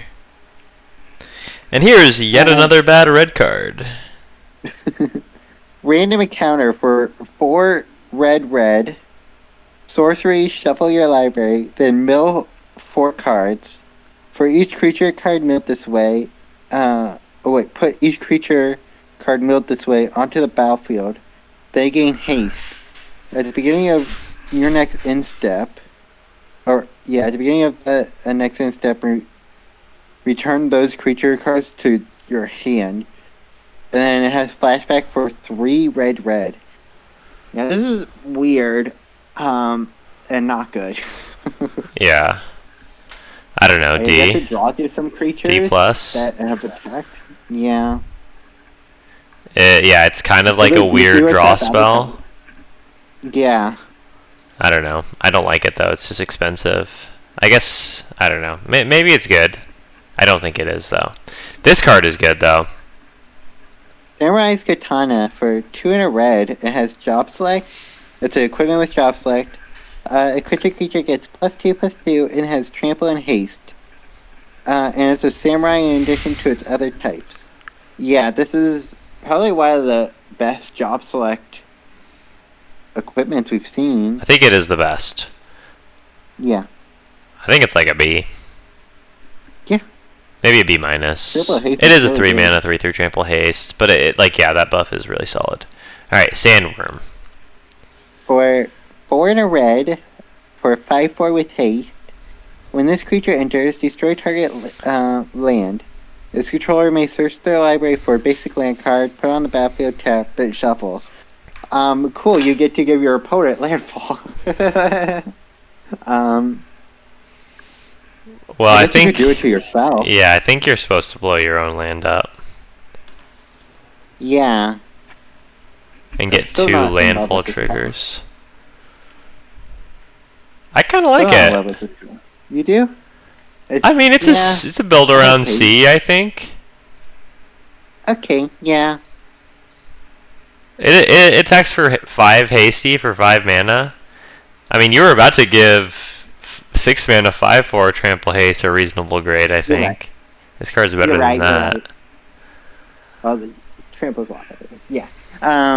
Anyways, Self-Destruct for 1 in a red. Instant. Target creature you control deals X damage to any other target and X damage to itself, where X is its power. This is actually a pretty solid removal spell. Well, but you have to kill a creature that you control. Oh, you control. Oh, wait, no, this card sucks ass. Yeah. Yeah, I'm gonna give it a D. Yeah. It's a constructed card. Here's another crappy red card. Side quest. Play Blitzball for 2 in a red. At the beginning of combat on your turn, target creature you control gets +2/+0 until your turn. At the end of combat Yeah, at the end of combat your turn, if a player was dealt 6 damage or more, you transform it. Then you attach it as well, because it's an equipment. Equipped creature gets +2 and has double strike, and equipped for 3. Yeah, this card's not good. Yeah, it's really bad.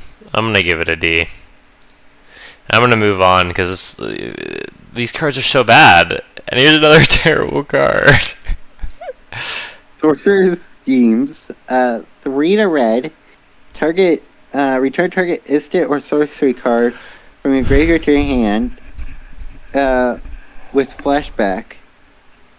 Oh, it has to be flashback? Yes, it has to have flashback. Oh no, sorry. I think that's only if it's exiled and has flashback. So I think it can be. Okay, yeah. So it's okay, good. So it can either return a yeah. So actually, that kind of makes me like it more. Add 1 red. Flashback for 4 and a red. I give it a build around B- or build around D+. I like it build around D. Alright. Now we have Esper Ramu. For 2 red. This creature it has 3 chapters and it's a 3/3. This creature deals damage equal to the number of non-creature, non-land cards in your graveyard to target creature and opponent controls. Wizards you control get +1/+0 until end of turn. So it's a wizard payoff card. I'm not liking this card that much. Yeah, it's pretty bad. I'm thinking another D. I think they really whiffed with red in this set. Yeah. Unexpected request for 2 in a red. Gain control of target creature until end of turn. Untap that creature. It gains haste until end of turn. You may attach the equipment you control to it, that creature. If you do, unattach it at the beginning of your next end step. Yeah, it's a like if red black was a sacrifice deck, I would be like this card, but it's not. So it kind of is doing nothing in this set. Another D. Yep. Alright, and now we get to look at good cards. Well, not going to start with that good of a card. Because they're starting with Cactuar. This is a green for a plant creature. It's a 3/3 with trample. At the beginning of your end step, if this creature didn't enter the battlefield this turn, return it to its owner's hand. It's a weird card. It's pretty slow. But it's also aggressive. Weirdly. So, I don't know. I guess it gets to block twice. It is a 1-mana 3/3. I don't think it's that bad. I guess maybe you want it. Weird. In your you want it in your green red decks, but probably not in your other green decks. Yeah. Yeah. I don't know. It still feels so weird. Maybe a C-. If we're being generous. Yeah. It's pretty mediocre. Now we have Chocobo Racetrack. This is 5 and a green for an artifact with landfall. Whenever a land you control enters, create a 2/2 green bird creature token with. Whenever a land you control enters, this token gets +1/+0 until end of turn. So this is 6 mana for a 2/2. Poggers. Well, no, because you pay it on 6, and then you make your land drop after. So. Oh, Chia got so excited about this card, and I'm like, why? Because it can make you 17 2/2s if you play. No, it's terrible. Yeah, this is a D. Yeah, that's funny that that Chion really liked it. I'm sure he changed his mind really quickly. He lost 1 game with it. He's like, okay, I need to do a completely different thing, and changed the deck and was doing a lot better. Yeah, that's valid. Alright, we've got Clash of the Icons. This is a sorcery that says choose one or more. Target creature you control fights target creature an opponent controls. The other effects are remove a lore counter from a target saga and put a lore counter on target saga you control. So this is green for a fight, and also a little bit of extra value probably if you have a saga in play. It seems okay. Yeah, it seems okay. I give it a C.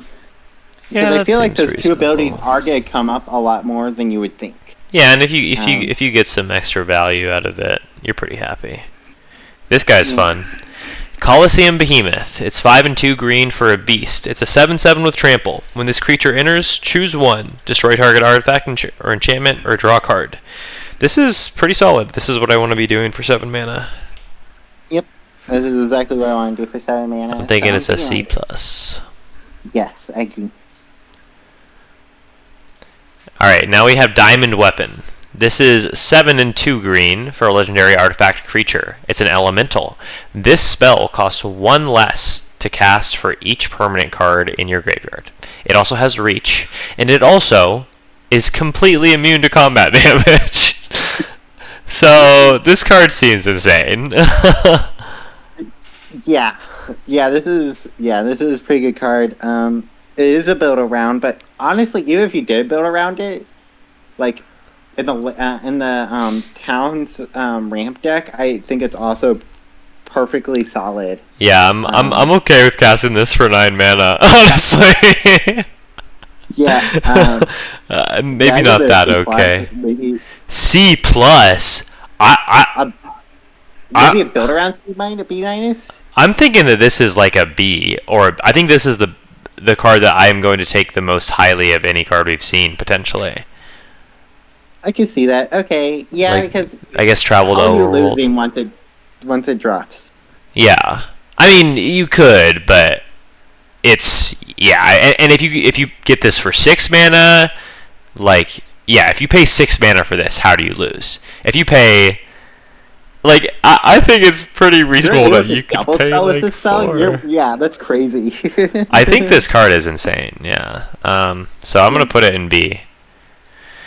We'll see though. I could be too aggressive, but yeah, I'm a very big fan of that card. All right, now we have Galoof's Final Act. This is 1 in green. It's an instant. Until end of turn, target creature gets +1/+0 and gains. When this creature dies, put a number of +1/+1 counters equal to its power on up to 1 target creature. What do you think of Galoof's Final Act? I'm not the biggest fan. I don't know. Like, I guess you're not losing the. It's weird. I'm not a fan of the black. When this creature dies, it doesn't actually. So I'm not a fan of that in green, but weaker. So I'm thinking like D. Yeah. D plus is fine too. No, I'm trying to give it a D. Yeah, D seems reasonable. I just am not clicking very well. Alright, now we have Kina Chu Gourmet. This is 2 and a green for a Chu. Or a Q. I think it's probably Chu. It's a 2/3. If 1 or more tokens would be created under your control, those tokens plus a 1/1 green frog creature token are created instead. So you get extra frogs when you create tokens. I don't think there are very many tokens in this set, are there? The chocobos are tokens. Oh, okay. There's a few tokens. Like there's the green white go wide. Yeah, that's I true. think There's tokens in white, and then there's the chocobo tokens. Okay. So I give it like a build around C or yeah. Yeah, I mean, I could see that card being good. I don't know. I could see this being even higher, honestly. Yeah, maybe C plus. It's definitely built around. So, if you get 1 frog, you're happy. So, let's bust out the hypergeometric calculator. How many token generators do I need in, let's say, an 8-turn game? In an 8-turn game, I'm going to look at 5 cards. I want to see 2 of these spells. Also, a reminder for myself and both of us: all the job select equipments create tokens. Yeah.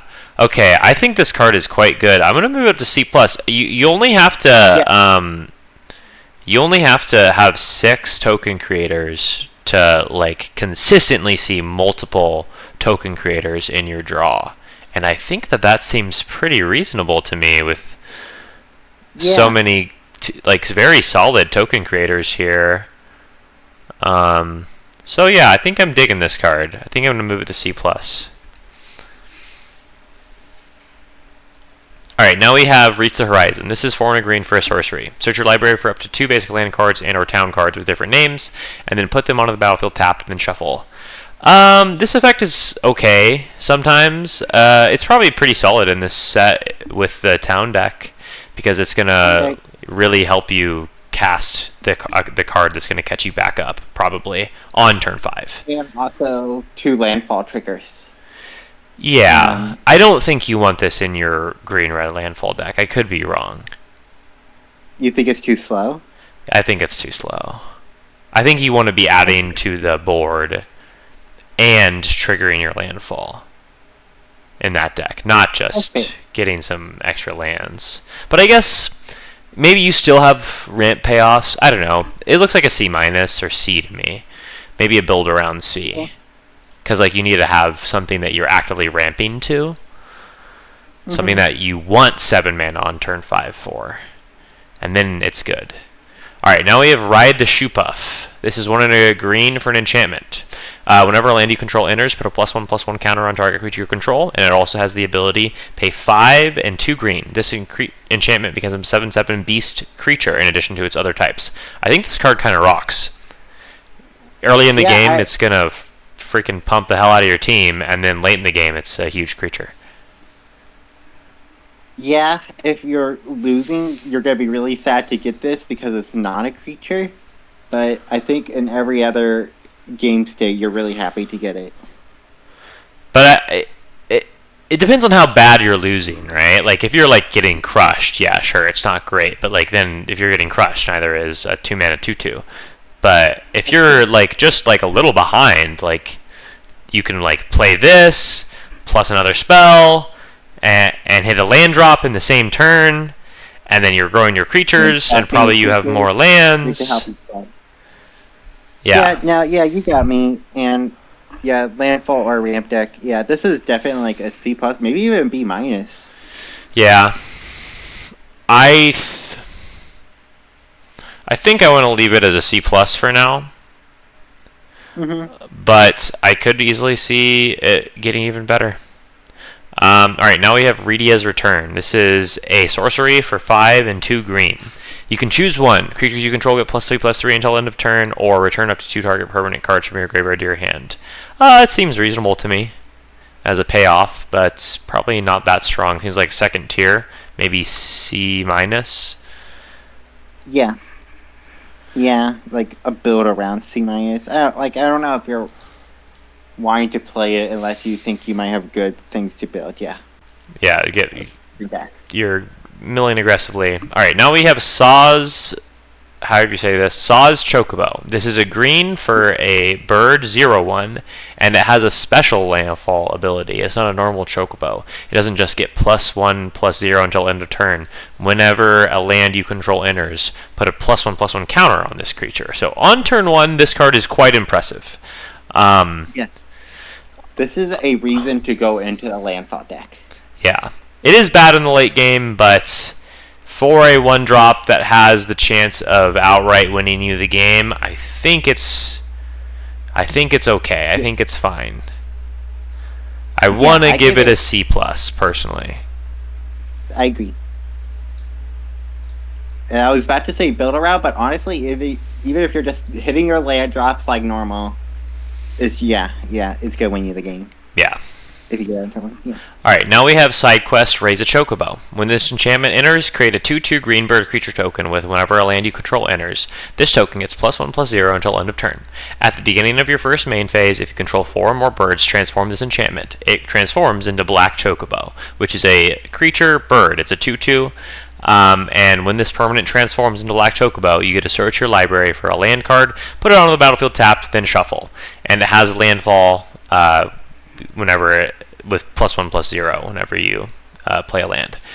This card looks very, very solid. It seems actually pretty reasonable that you're going to be able to get 4 birds in play. And if you do, you're going to be pretty happy, I think. Yeah. I'm a fan of this card. And it's a token for that card. I mean, I don't think it's that great. I still think it's probably just like a C. But because it is still in a lot of games just going to be a 2/2 bird. But when it's not, I think you're going to be pretty happy. And I think it's going to happen that it's not. So I'll give it a C.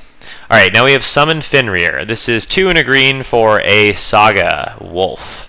It is a 3/2, and it has the first lore counter of search your library for a basic land card, put it onto the battlefield tapped, then shuffle. The second chapter is when you next cast a creature spell this turn, that creature enters with an additional +1/+1 counter on it. And then on turn 3, you draw a card if you control the creature with the greatest power or tied for the greatest power. I think that this is one of the ones that's like most just like this is a Saga first, and then secondarily it's also a 3/2. I quite like this card. I think this is one of the best Saga creatures. Yes, and this is, again, one of those cards that pushes you into the landfall deck. But if you're not doing the landfall deck, I think it is still like a solid green spell. Yeah. And you're right. Yeah, it's mostly a Saga. So like C+. Yeah, I mean, I kind of like... Ooh, I really like this. I think this is a lot of value for 3 mana, actually. I kind of want to put this as a B-. I know this is not part of the evaluation, but I think this is probably one of the better looking Sagas too. I really like the art. Yeah, true. It does have a very cool artwork. Yeah. But yeah, I'm cool with B-. It's a really solid card. Yeah. I'm liking our distribution here. This is random, but alright. Now we have Tifa's Limit Break. This is green for an instant. It's tiered. It has Somersault. 0, which is Somersault, which is a green for target creature gets +2/+2 until end of turn. Meteor Strikes is 2 and a green for double target creature's power and toughness until end of turn. And then Final Heaven is 6 and 2 green to triple target creature's power and toughness until end of turn. I think that this card is pretty interesting. I feel like it's a constructed card for standard. Is my evaluation of it. I think in limited, it's a combat trick. That's what it is. It's a combat trick that could really just win you the game out of nowhere. Yeah, exactly. Your opponent says, "Okay, I'll let you hit me with the 6/6 this turn," which happens sometimes, and then you say, "Okay, you're actually taking 12," and you're dead. That's pretty interesting. But I agree, it is a combat trick. It's probably just a C. C, okay. C-, I could see that. I don't know, I kind of like it. I like the flexibility. Yeah. I definitely like it in the first week, you know? Well, you're really getting people with it? Yeah, you get really... But you're probably right that against the good players and as the format grows more, it's probably going to be closer to a C-, T+, but... Alright, now we have Torgal, a Fine Hound. This is 1 and a green for a legendary creature. It's a wolf. It's a 2/2. Whenever you cast your first human creature spell each turn, that creature enters with an additional +1/+1 counter on it for each dog and or wolf you control. It also has the ability to tap for a mana of any color. I think this card rocks. This card's really good because there's a lot of humans in this set. So you're probably going to get that trigger often. I'm thinking. Yeah. Yeah, I can definitely agree. And it's just a 2/2 that is also a bear when you need it, like to be it's a bear that is also a ramp spell when you need it to be a ramp spell. I don't know. Yeah. I think this is like a C+ or a B-. Yeah. Probably. I think it fluctuates between the two depending on how many humans you get, basically. I think it's a B minus. I think this card rocks. Green doesn't have many humans, but the other colors all are very high on humans, I think. I think so. Well, and I guess lot of the red. I was also thinking like a lot of the rares, because a lot of they saved the rares for like the party members from the Final Fantasy sets games, and those are almost all humans. Yeah, true. So maybe there aren't a lot of humans at common and uncommon. In black, I'm seeing Shinra reinforcements as a common. That's a human. I'm seeing Al Bhed Salvagers, which is a uncommon human. I think you only need one counter to be pretty ecstatic, though. with Torgal. All right, and here's the other meld card. This is Vanille, Cheerful Icy. She's a legendary creature, human cleric. She's a 3/2, and when she enters, you get to mill 2 cards and return a permanent card from your graveyard to your hand. She also has a meld ability where if you control Fang, you can pay 3 and black and green, and then meld them into a 7/6. Let's find the other side of this for now. I don't think this is gonna come up to too much. Non-zero, certainly, but when you do meld them, it's pretty freaking good. Yeah, that's quite the beating. Vigilance, Menace, Trample, Reach, Haste. And it's a 7/6. Yeah, when it dies, destroy target permanent and return target non-light for your graveyard to the battlefield. Yeah, that's pretty solid if you could get it. Pretty impossible to lose if this happens. I just think the front side of this card rocks, though. Anyway. Yeah. I think this is one of those cards that pushes you to green black. I think you just want this in any green deck. That's fair. I'm gonna give this a B minus, and I wouldn't be surprised if this was a B. I think that this is one of the best cards that we've seen so far. All right, now we're going on to the gold cards. So this is the fun part. Yeah, and I get to say them. Black Waltz number 3. 2 black and a red for a 2/2. Flying Death Touch. When you cast a non-creature spell, Black Waltz deals 2 damage to each opponent. Not starting off strong, in my opinion. Yeah, 2 damage is a lot for a prowess type effect. But 4 mana 2/2. So I'm thinking it's like a D plus. Yeah.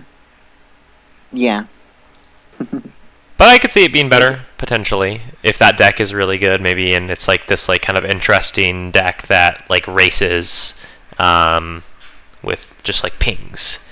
Kind of interesting, and maybe this can trade. I think what's gonna happen is most people are gonna come to the same evaluation that we did, that the wizard deck sucks ass, and then so people are gonna just pass all those cards, and then somebody's gonna get black number 3, and then get all the best wizard cards and make a solid deck that will 2/1.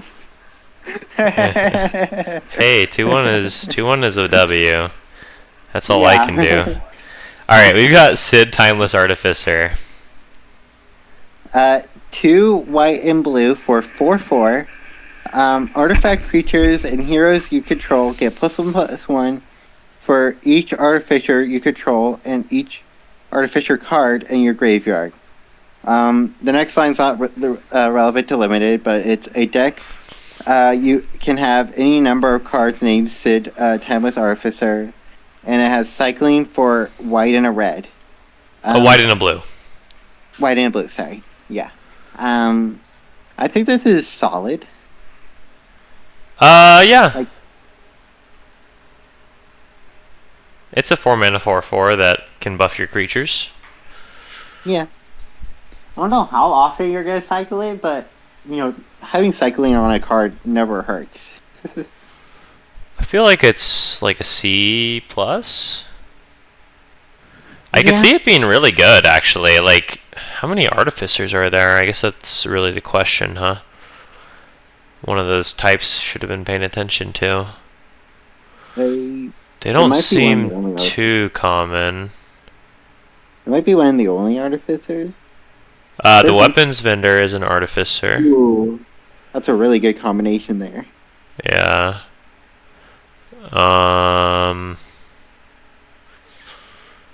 And I just like the blue cards, and I think that the white cards seem solid.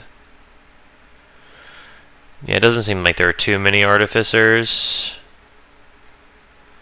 but for some reason this card isn't an artificer. It seems kind of silly, but I guess That's probably because weird. it didn't make any sense flavor-wise. If I had to guess why. Yeah. So there's not too many artificers in the set at common and uncommon. There's just the weapons vendor. Maybe there's a blue Yeah. card that I'm missing, but so it doesn't seem very realistic. I think C plus seems good. All right. Out of Darkness. 2 black, red for 2 black, 3/3 green, with green. flying. 2 black, green. Yes. For 3/3 with flying. When Cloud of Darkness enters, target creature an opponent controls gets -X until end of turn, where X is the number of permanent cards in your graveyard. This card is really solid. Like, I give it like a B. A B. Okay. Have you basically seen that every time it gets cast, it kills everything you want to cast or want to kill? Most often, like once in a while, you'll have to settle for a 2-drop, killing a 2-drop, but if you're playing these colors, you're most often gonna be able to kill anything you want. All right, that's what I like to hear, and it sounds like a B to me if you do. All right, I do like that card for sure. The Emperor of Palamencia, blue and a red. Tap, add a blue or red. Spin this to only cast non-creature spells. When you cast a non-creature spell, if at least 4 mana was spent to cast it, put +1/+1 counter on Emperor of Palestinian. Then, if it has 3 or more +1/+1 counters on it, transform it. And it transforms it to the Lord Master of Hell. What a name. Yeah, really fun. That's a 3/3. When Lord Master of Hell attacks, it deals X damage to each opponent. Where X is the number of non-creature, non-land cards in your graveyard. This is a really good signpost on common, kind of like Cloud of Darkness. What's your thoughts, though? I think it's good. I think it's kind of hard to get it to transform, but if you do, you basically win the game. Yeah. It's a 2-mana 2/2 that taps for mana. It seems fine. I think it's more like a C plus, I guess, but I could be wrong. Maybe this second ability and growing is just enough for it to be better. What do you think? I think you're right that it's a C plus, though. Yeah, I agree with C plus.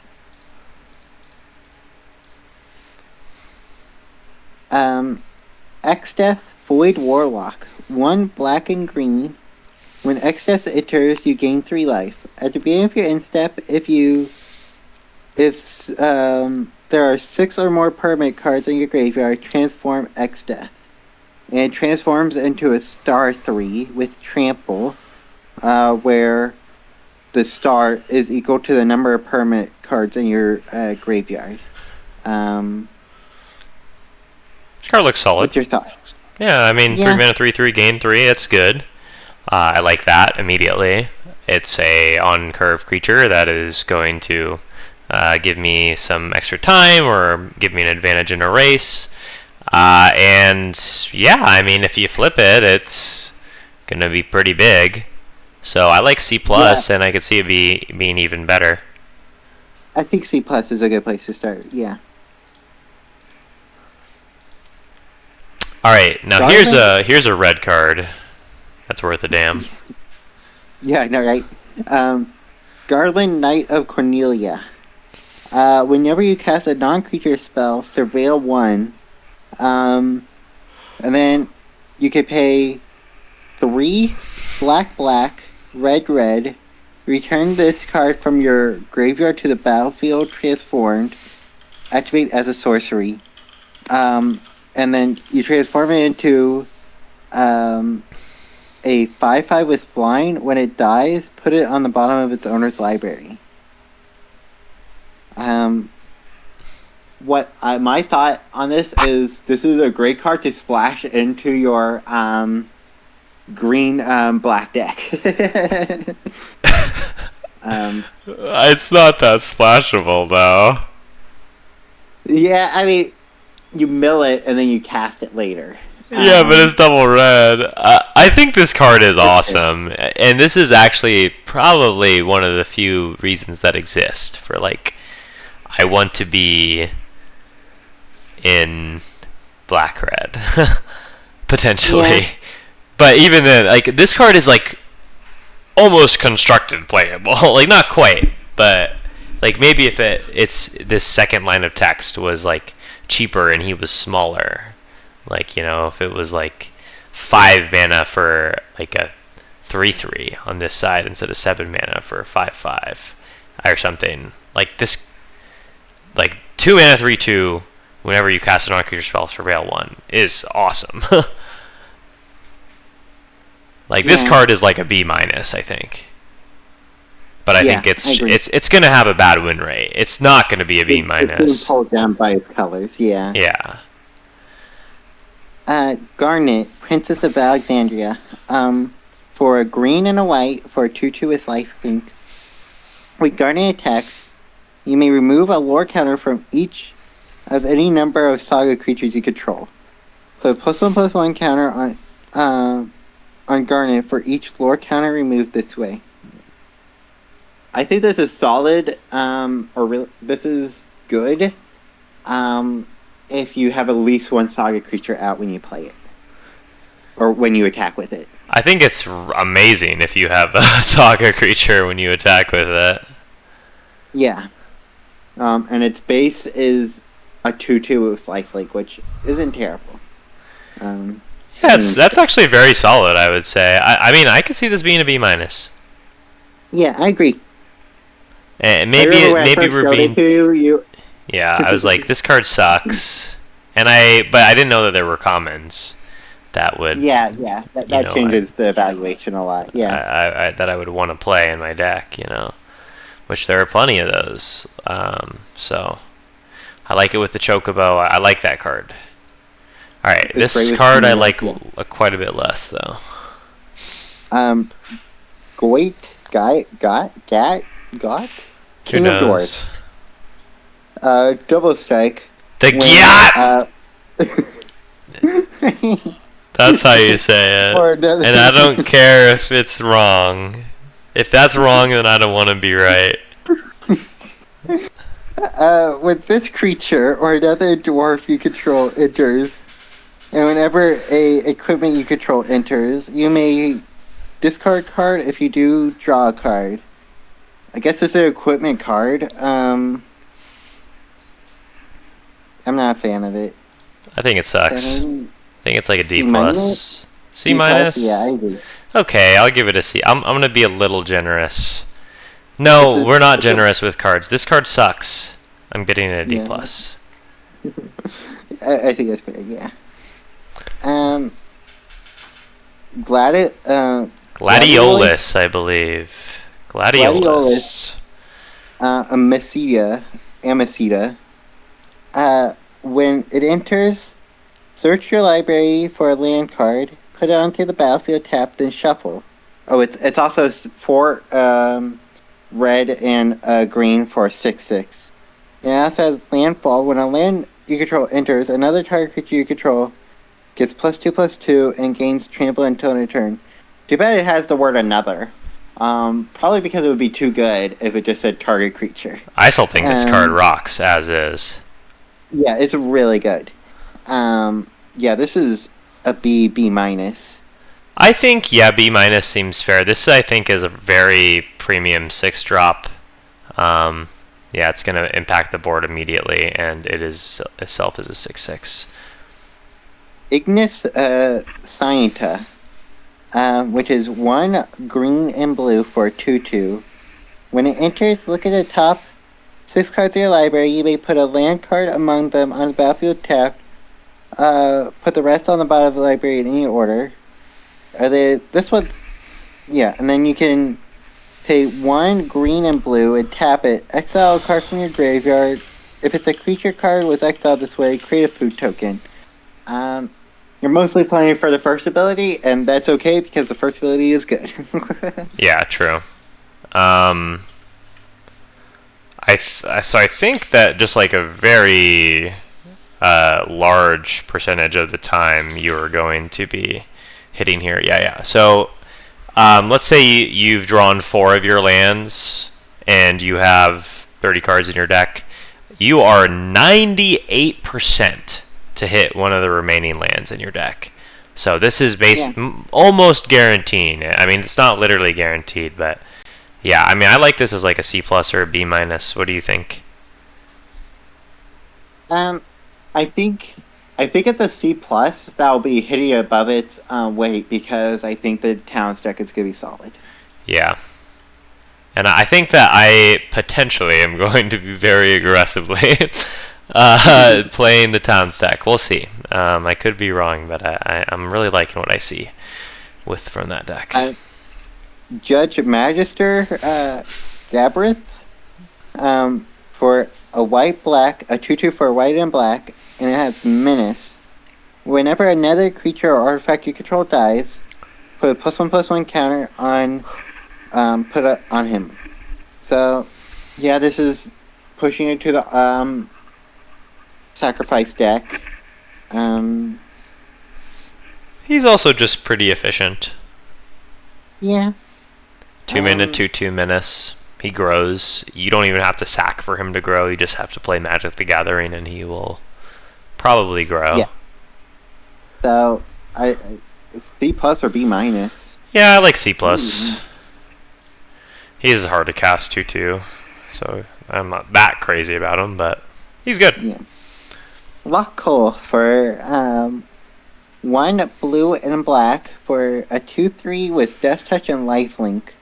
When Lockcole deals combat damage to a player, draw a card, then discard a card. This card is really solid. I like this a lot. Yeah. Do a great job filling your graveyard. Your opponent won't want to block with it, but they'll also want to block to not have you gain life and looting. So C+. Ooh, I like this card considerably better than a C+, actually. Yeah? Are you thinking B then?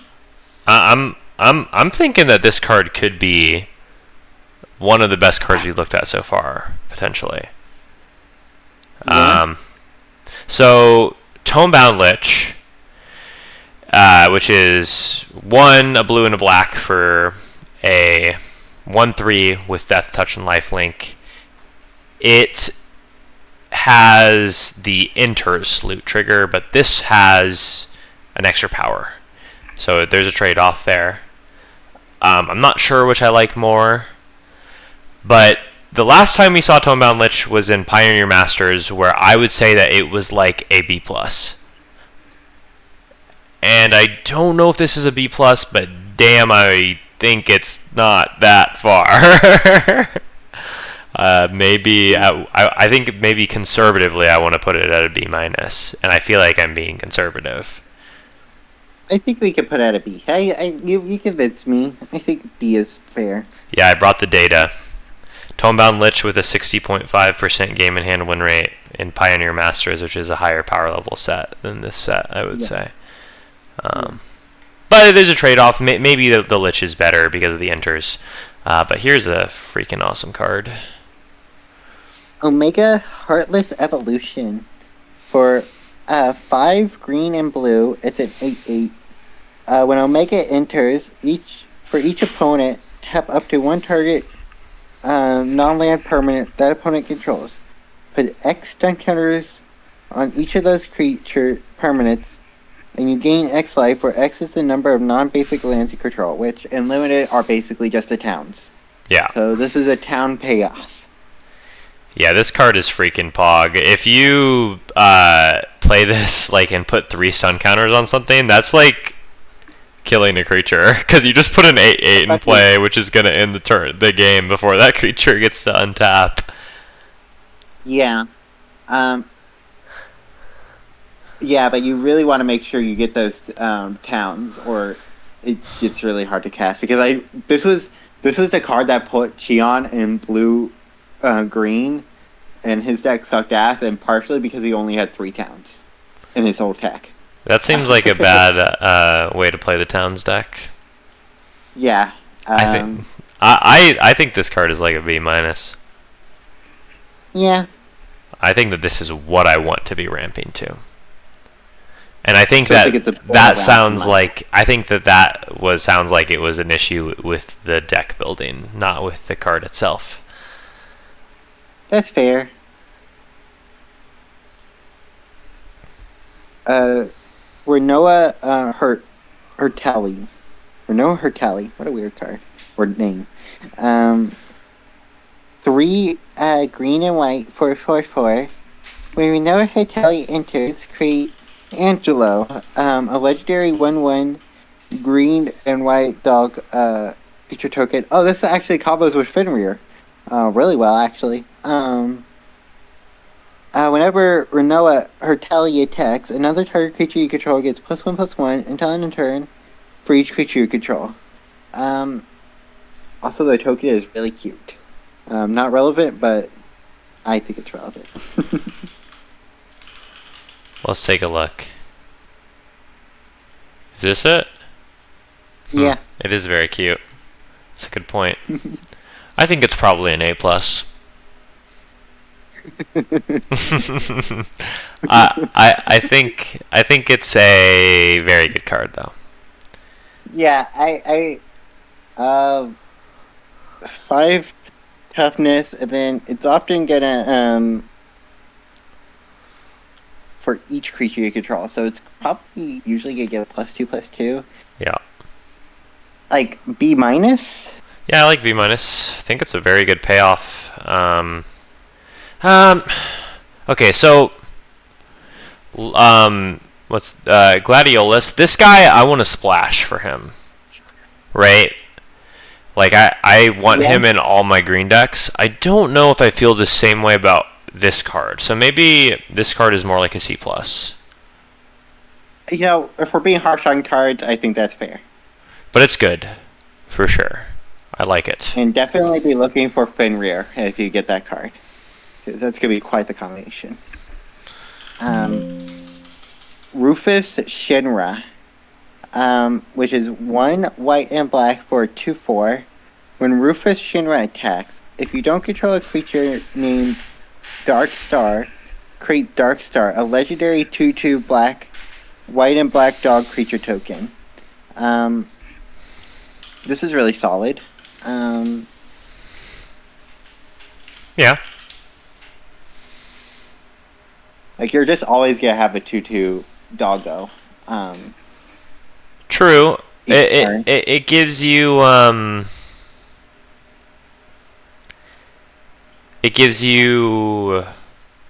like sack fodder every turn, I guess is how you can think about it. Yeah. It does have to attack, is kind of my concern, and it's not necessarily the best attacker. Well, but it's not going to die in combat, usually. At least not for a few turns. Because of that big bite, the 4 toughness. I don't think it's as good as some of our ones, so I think it might be either C+ or C. I think it's a C. Okay. Redia, Summoner of Mist. Is red and green for a 1/2 with landfall. When a land you control enters, you may discard a card. If you do, draw a card. Summon, pay X and tap, return target saga card with mana value X from your graveyard to the battlefield with a finality counter on it. It gains haste until end of turn. Activate only as a sorcery. Yeah, I think this is solid. It's not as I I don't think know. I think it's good. Yeah, yeah.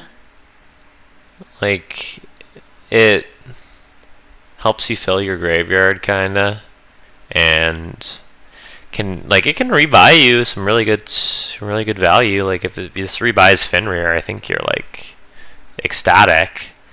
It is a Yeah. 1/2, which is annoying, but 1/2s aren't as bad as they usually are. Maybe in this set, I don't know. Yeah. I think it's like a C. I think it's a C. I think it's definitely not a C plus in my mind. It's a C. Shintoto Technician Magician, 1 blue and red for an 0/4. When you cast a non-creature spell, Shintoto gets plus X plus O until end of turn, where X is the amount of mana spent on that spell. If X is 4 greater, draw a card. I think this is really solid. Like, I think you're happy if you draw 1 card, but I think in the Izzet deck, you're going to be drawing more than 1 card. Okay, what do you think this card is, though?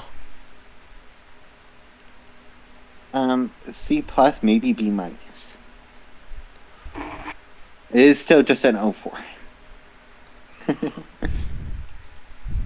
I don't know. Are you thinking less? I don't think it. Are you thinking C minus? I was just thinking C. I don't know. Maybe worse. It is a C. it is a 3-mana 0/4. And it does technically grow, which is fine. Now here's a card I think is definitely worse than a C. Titus Blitzball Star. 1 white and blue for a 2/1. Oh. Whenever an artifact you control enters, put a +1/+1 counter on Titus. When Titus attacks, tap target creature an opponent controls. You have to work to get it to be a 3/2. Yeah, this is like a D. Maybe Yeah. D plus. Terrible. Just terrible. Ultimacia, Time Sorceress. When Ultimacia enters or attacks, Surveil 2. At the beginning of your end step, you may pay 4 blue, black, so 8 mana, and exile 8 cards from your graveyard. If you do, transform Ultimacia. And it transforms into a 7/7 with Menace. When this creature transforms, it transforms into Ultimacia Omnipotent. But yeah, when it transforms, exile, take an extra turn after this one. I think this is pretty solid. Yeah. I don't think it's busted, but like, I think like a C plus, maybe B minus. Yeah, I'm leaning more towards. I like C plus. It's a 5-mana 4/5 that surveils 2 when it enters, which is I think quite good. Or attack. Yeah. Or attacks, which that's extra text. That, for me, like that's like a bonus. Yeah, so you get it more often even. So I like it. I don't know how often you're going to be able to do the second ability, but I know that when you do, you're probably going to win the game. So I don't know. Yeah. It is a very potent finisher. But finishers are kind of overrated fundamentally. So probably C plus seems fair. Nope, that's C. Yeah, you don't need to fight over finishers, especially in this set. We found a lot of good finishers. The Dying Tarantulas Thief. 3 red and white for 3/3. When it enters, gain control of target creature and opponent controls until end of turn. Untap it. It gains lifelink and haste until end of turn. When an opponent gains control of a permanent from you, so from its ability, you create a treasure token. I think it's a good finisher. I think it's good, actually. I don't think the deck that it's going to be in is good, but I think that if perhaps the the area was different. Like if this was in Bloomborough, this card would have been incredible. I don't know if this card looks like it's going to be good here. Yeah, yeah, in a vacuum, I would have given it like a C or maybe even a C plus, but considering the environment, maybe a C minus. Yeah. Yeah, let's give it a C minus. I wouldn't be surprised if that card is still just good, but man, it's just red looks so bad, and the reasons to be the red-white deck basically look non-existent to me. So, no, that's not a card we care about. Okay, let's move on to the common. We're in the home stretch here. All right, Adventurer's Airship. This is 3 for a vehicle. It's a 3/2 with flying. Whenever this vehicle attacks, draw a card, then discard a card. It has crew 2. It's basically Smuggler's Copter if you think about it. Yeah. Just infinitely less efficient. Yeah. I don't know. I think it's bad. I think it's like a D. I agree. Alright, Blitzball. This is 3 for an artifact. Add one of any color, and it has goal. Sacrifice this artifact, draw 2 cards. Activate only if an opponent was dealt combat damage by a legendary creature this turn. I think this card is probably reasonable in your ramp decks. Yeah, I just loved how you how you said it. Like, they want you to say it in one way, and you're just like, goal. True. Yeah. Let's give it a C minus though. What do you think? Yeah, definitely C minus. Yeah. Instant Ramen. This is 2 for an artifact food. Flash. When this artifact enters, you draw a card, and it has 2 tap. Sacrifice this artifact, you gain 3 life. Classic food ability. I think it's interesting. What do you think of this card? I do agree that it's very interesting. It's kind of good value, actually. It's really good value. I think this is a card you're kind of happy to draw late game or if you're losing, but mostly for the artifact deck. Yeah, so I think you want to be in the artifact deck. I agree, but it's not the worst filler ever. I'm gonna give it a D plus though. Yeah. All right, Iron Giant. This is 7 mana for an artifact demon creature. It's a 6/6 with vigilance, reach, and trample. That is a relevant set of keywords. It is just, it's probably bad, but if you have a dearth of finishers in your ramp deck, maybe you end up playing this and you're not too upset. Yeah. I think it's a D plus, but what do you think? I almost think it's C minus range, but D plus is very fair. I'm probably wrong about C minus. Yeah, it is 7 mana and doesn't do anything the turn it comes down. So, Lunatic Pandora. This is 1 mana for a legendary artifact. Interesting. A legendary artifact that is a common. That's common. Okay. Oh. Weird. Okay, so you can pay 2 and tap to surveil 1, and then you can pay 6 and sacrifice it to destroy target all-in permanent. There's a rare that you would really want to have this in your deck if you have. I think that without that rare, and unless you're it's like you play it if you're low on an interaction. Yeah. Like if you really have to, so I would give it D minus.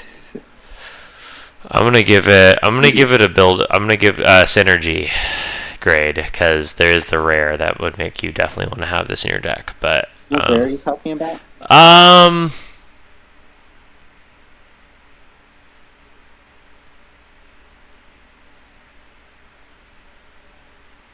It is. Sorry, I'm looking. This card. Vinet's Heart of Hydaelyn. Oh, I see what you mean. Yeah. Unless you're playing specifically Vinot, then yeah. But if you have that card, you want that card. Magic Pot. This is 3 for an artifact creature, a goblin construct. When this creature dies, create a treasure token. And you can also exile target cards from graveyard. Don't put this in your deck, folks. Unless you really need to.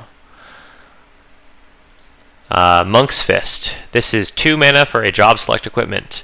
The equipped creature gets +1/+0 and is a monk in addition to its other types. It's probably not the worst card ever, but it's probably not something you want to put in your deck. Yeah, if you need 2 drops, you play this card. Yeah, I'm going to give it a D. World Map. This is 1 mana for an artifact. Sacrifice this artifact. It has the ability. Pay 1, tap it, and sacrifice this artifact. Search your library for a basic land card, reveal it, put it into your hand, then shuffle. It also has the ability 3, tap, and sacrifice this artifact. Search your library for a land card, just any land card, reveal it, put it into your hand, then shuffle. It's the Kaladesh had a card like this, right? Renegade Map or something like that. Yeah, but also Kaladesh had Revolt. Revolt, yeah. And this card is. I guess. Also, with Renegade Map, you just have to tap and sacrifice. You don't have to pay. So this card sucks. Yeah, I guess if you really need it in your town deck, I would give it D-, but yeah. Yeah, it's mana fixing, so sometimes you need that. Yeah. All right, uncommons. Nope. This card, which I really wish they didn't print, because I'm gonna have to play against it at least once in this format, and I mean it is bad. But anyway, okay, it's Elixir. It's 1 mana for an artifact. This artifact enters tapped. You pay 5 and tap it. Exile this artifact. Shuffle all non-land cards from your graveyard into your library, and you gain life equal to the number of cards shuffled into your library. This way, this is pretty intense. I remember when I first started playing Magic, I really loved Elixir of Immortality. If 12-year-old Jenny saw this card, she would love it so much. But yeah, this is a bad card. Yeah, but I'm gonna lose to it. I'm gonna lose to it one time, and it's yeah, it's gonna be really annoying because I'm just gonna be sitting in a game for forever. But yeah, don't put it in your deck. You're not gonna lose to this card. You're gonna tie to this card. Well, I play online, so I don't interact with real human beings. Lionheart. This is 4 mana for an equipment. When this equipment enters, it deals 2 damage to any target. Equipped creature gets +2/+1. It's an interesting card. What do you think? I think it's like you said, if you're light on interaction type of card, or an artifact deck. I still give it a D, maybe D+. Yeah. Sure. It's pretty bad. Alright, now we have the Pew Pew UFO. This is 2 mana for an alien creature, Construct Alien. It's a 0/4 with flying. It has the ability to tap it, and you can put a land card from your hand onto the battlefield. You can also pay 3, and until end of turn, this creature's base power becomes equal to the number of towns you control. I actually really like this card. I like it too. It's funny, I laugh because Chion did not like this card. He saw, he's like, pew pew UFO, it's poo poo. I'm sure he's the first one to ever make that joke. It's so funny. So, Brian Boss posted in the limited. He has a early access because he's a Pro Tour player. So he was also playing, and he got a 7/0 deck, and it had a copy of this. And one of the guys commented, "That 2-drop artifact is poo poo." And Brian said, "The spelling is off, but yes." So I think Brian liked the card based on him putting it in his deck and going 7/0. So that's my only data point. I think it's actually it's easy to joke about it being bad, but I think it's a sleeper hit in the landfall deck or the town deck. Yeah. Particularly the town deck, I really like it. Yeah. I like it as a C+ personally. Build around, of course. But yeah. Build around, yeah. But good. All right, now we have the Relentless X Adam 092. This creature can't be blocked except by 3 or more creatures, and it is a 6 mana artifact creature, Robot Spider, and it's a 6/5. And then you can return it to the battlefield for 8 mana with a finality counter on it. So this is kind of a funny card. I actually think this is really solid because they're not blocking it, or well, like they're gonna have a hard time blocking it, and you're gonna take a lot of creatures with it if they do block it. Yeah. And then you could return for more damage. Yeah, true. So I do like this card. I kind of give it like a C, maybe C plus. Yeah, I'll give it a C. Yeah. It does. It is good. I don't know. It's just not like. I would, I think, rather cast the T-Rexor for 6 mana because I'm getting some life. But all right, now we have the Ring of Lucci. This is 4, and you can tap to add 2 colorless, and you can also pay 2 and tap it and pay 1 life to tap target non-land permanent. I think this card stinks. Yeah, it's not good. Yeah, I'm gonna give it a D. I'm not gonna put that card in my deck personally. Okay, and then so we have the lands now, and let's just go through these sort of in a big brush stroke. So, Adventurer's Inn, I don't think you want to put this in your deck. I think there's an argument if you're in the town deck, but no, but the town deck is going to be playing more than 2 colors, so it's going to make your mana worse. That's very true. I think it's a bad card. Yeah. These cards, I think you should be taking at least as a C plus. The dual lands, the dual land towns. I agree. The same goes for the Crossroads Village. Yeah. Extremely solid. Yeah, so those are the only common lands. Okay, the uncommon lands, there's Capital City, which is a filter land with cycling. A land with cycling is interesting, but a filter land is bad. It is a town. What? I think this card is actually good. Yeah. I think it's like a build around C. Yeah. Which is one of the highest ranks I would ever give a filter land. Yeah, because it's a town with cycling, which is actually good. So, that's very relevant, I think. Okay, now we have Eden, Seat of the Sanctum. This is a town land. It has tap to add colorless and has 5 and tap it, mill 2 cards. Then you may sacrifice this land when you do return another target permanent card from your graveyard to your hand. This is bad. Don't put this in your deck. Don't put colorless lands in your deck unless you have a really, really, really good reason to, and there's no good reason to put this card in your deck. So. Yeah. The Gold Saucer. This is another colorless land. It's a town.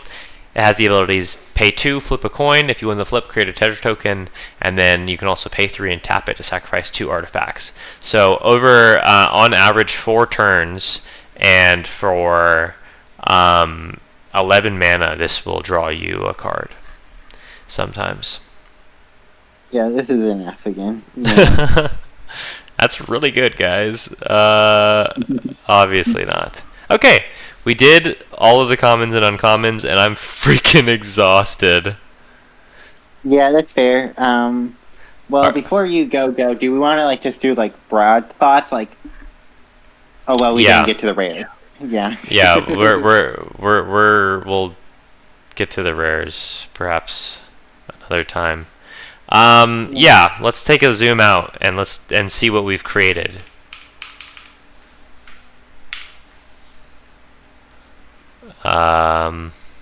Okay. It's probably not So you can just kind of get a general view of what the cards look like here and the colors look like. So seems like there's a very heavy concentration of green from. Yeah, the highest concentration in C plus is definitely green blue. Which go town deck. Yeah. And green has the highest concentration of B minuses and Bs. Yeah. Like green is just definitely, I think, the best color. Yeah, I think blue's close for what Blue it's is really worth. cool.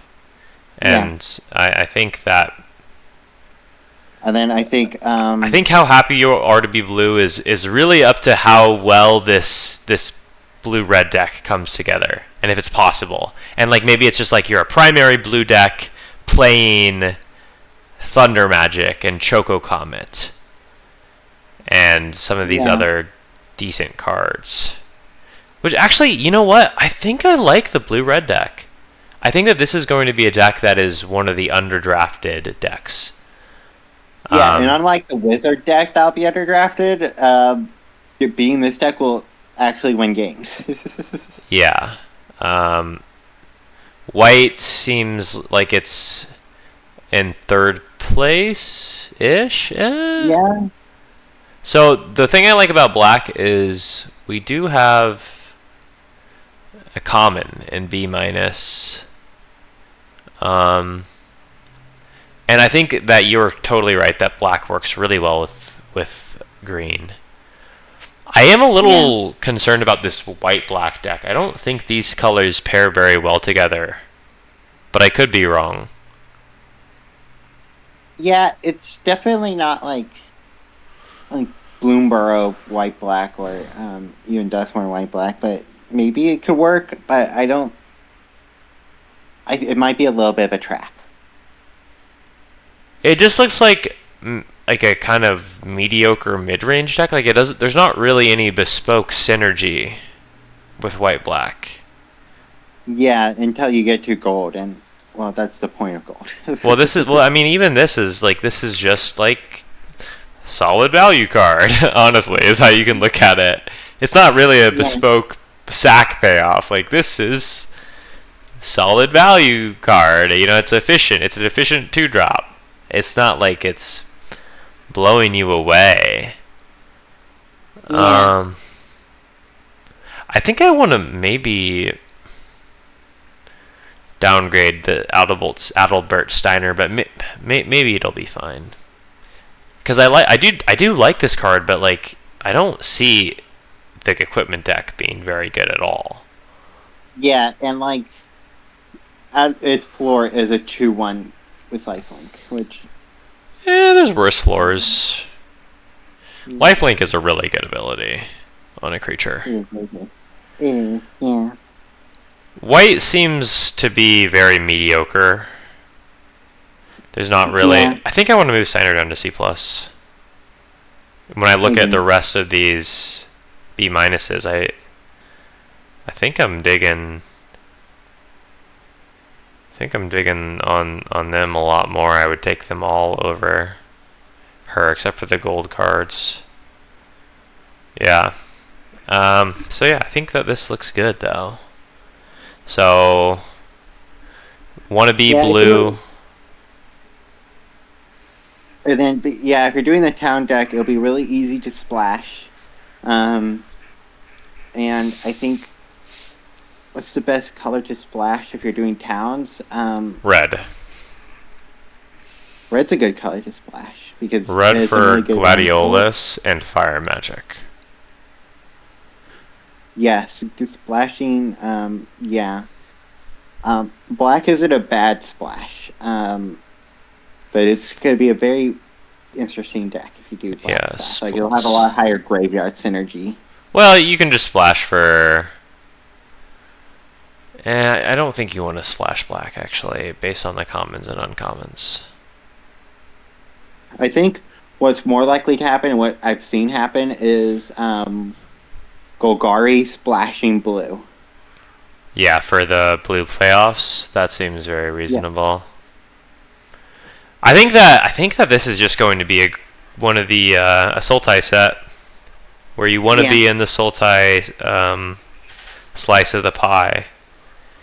But white is going to be the one that's like, okay, white is like, if you can figure out how to draft the white decks, maybe you can get a good edge on the... I guess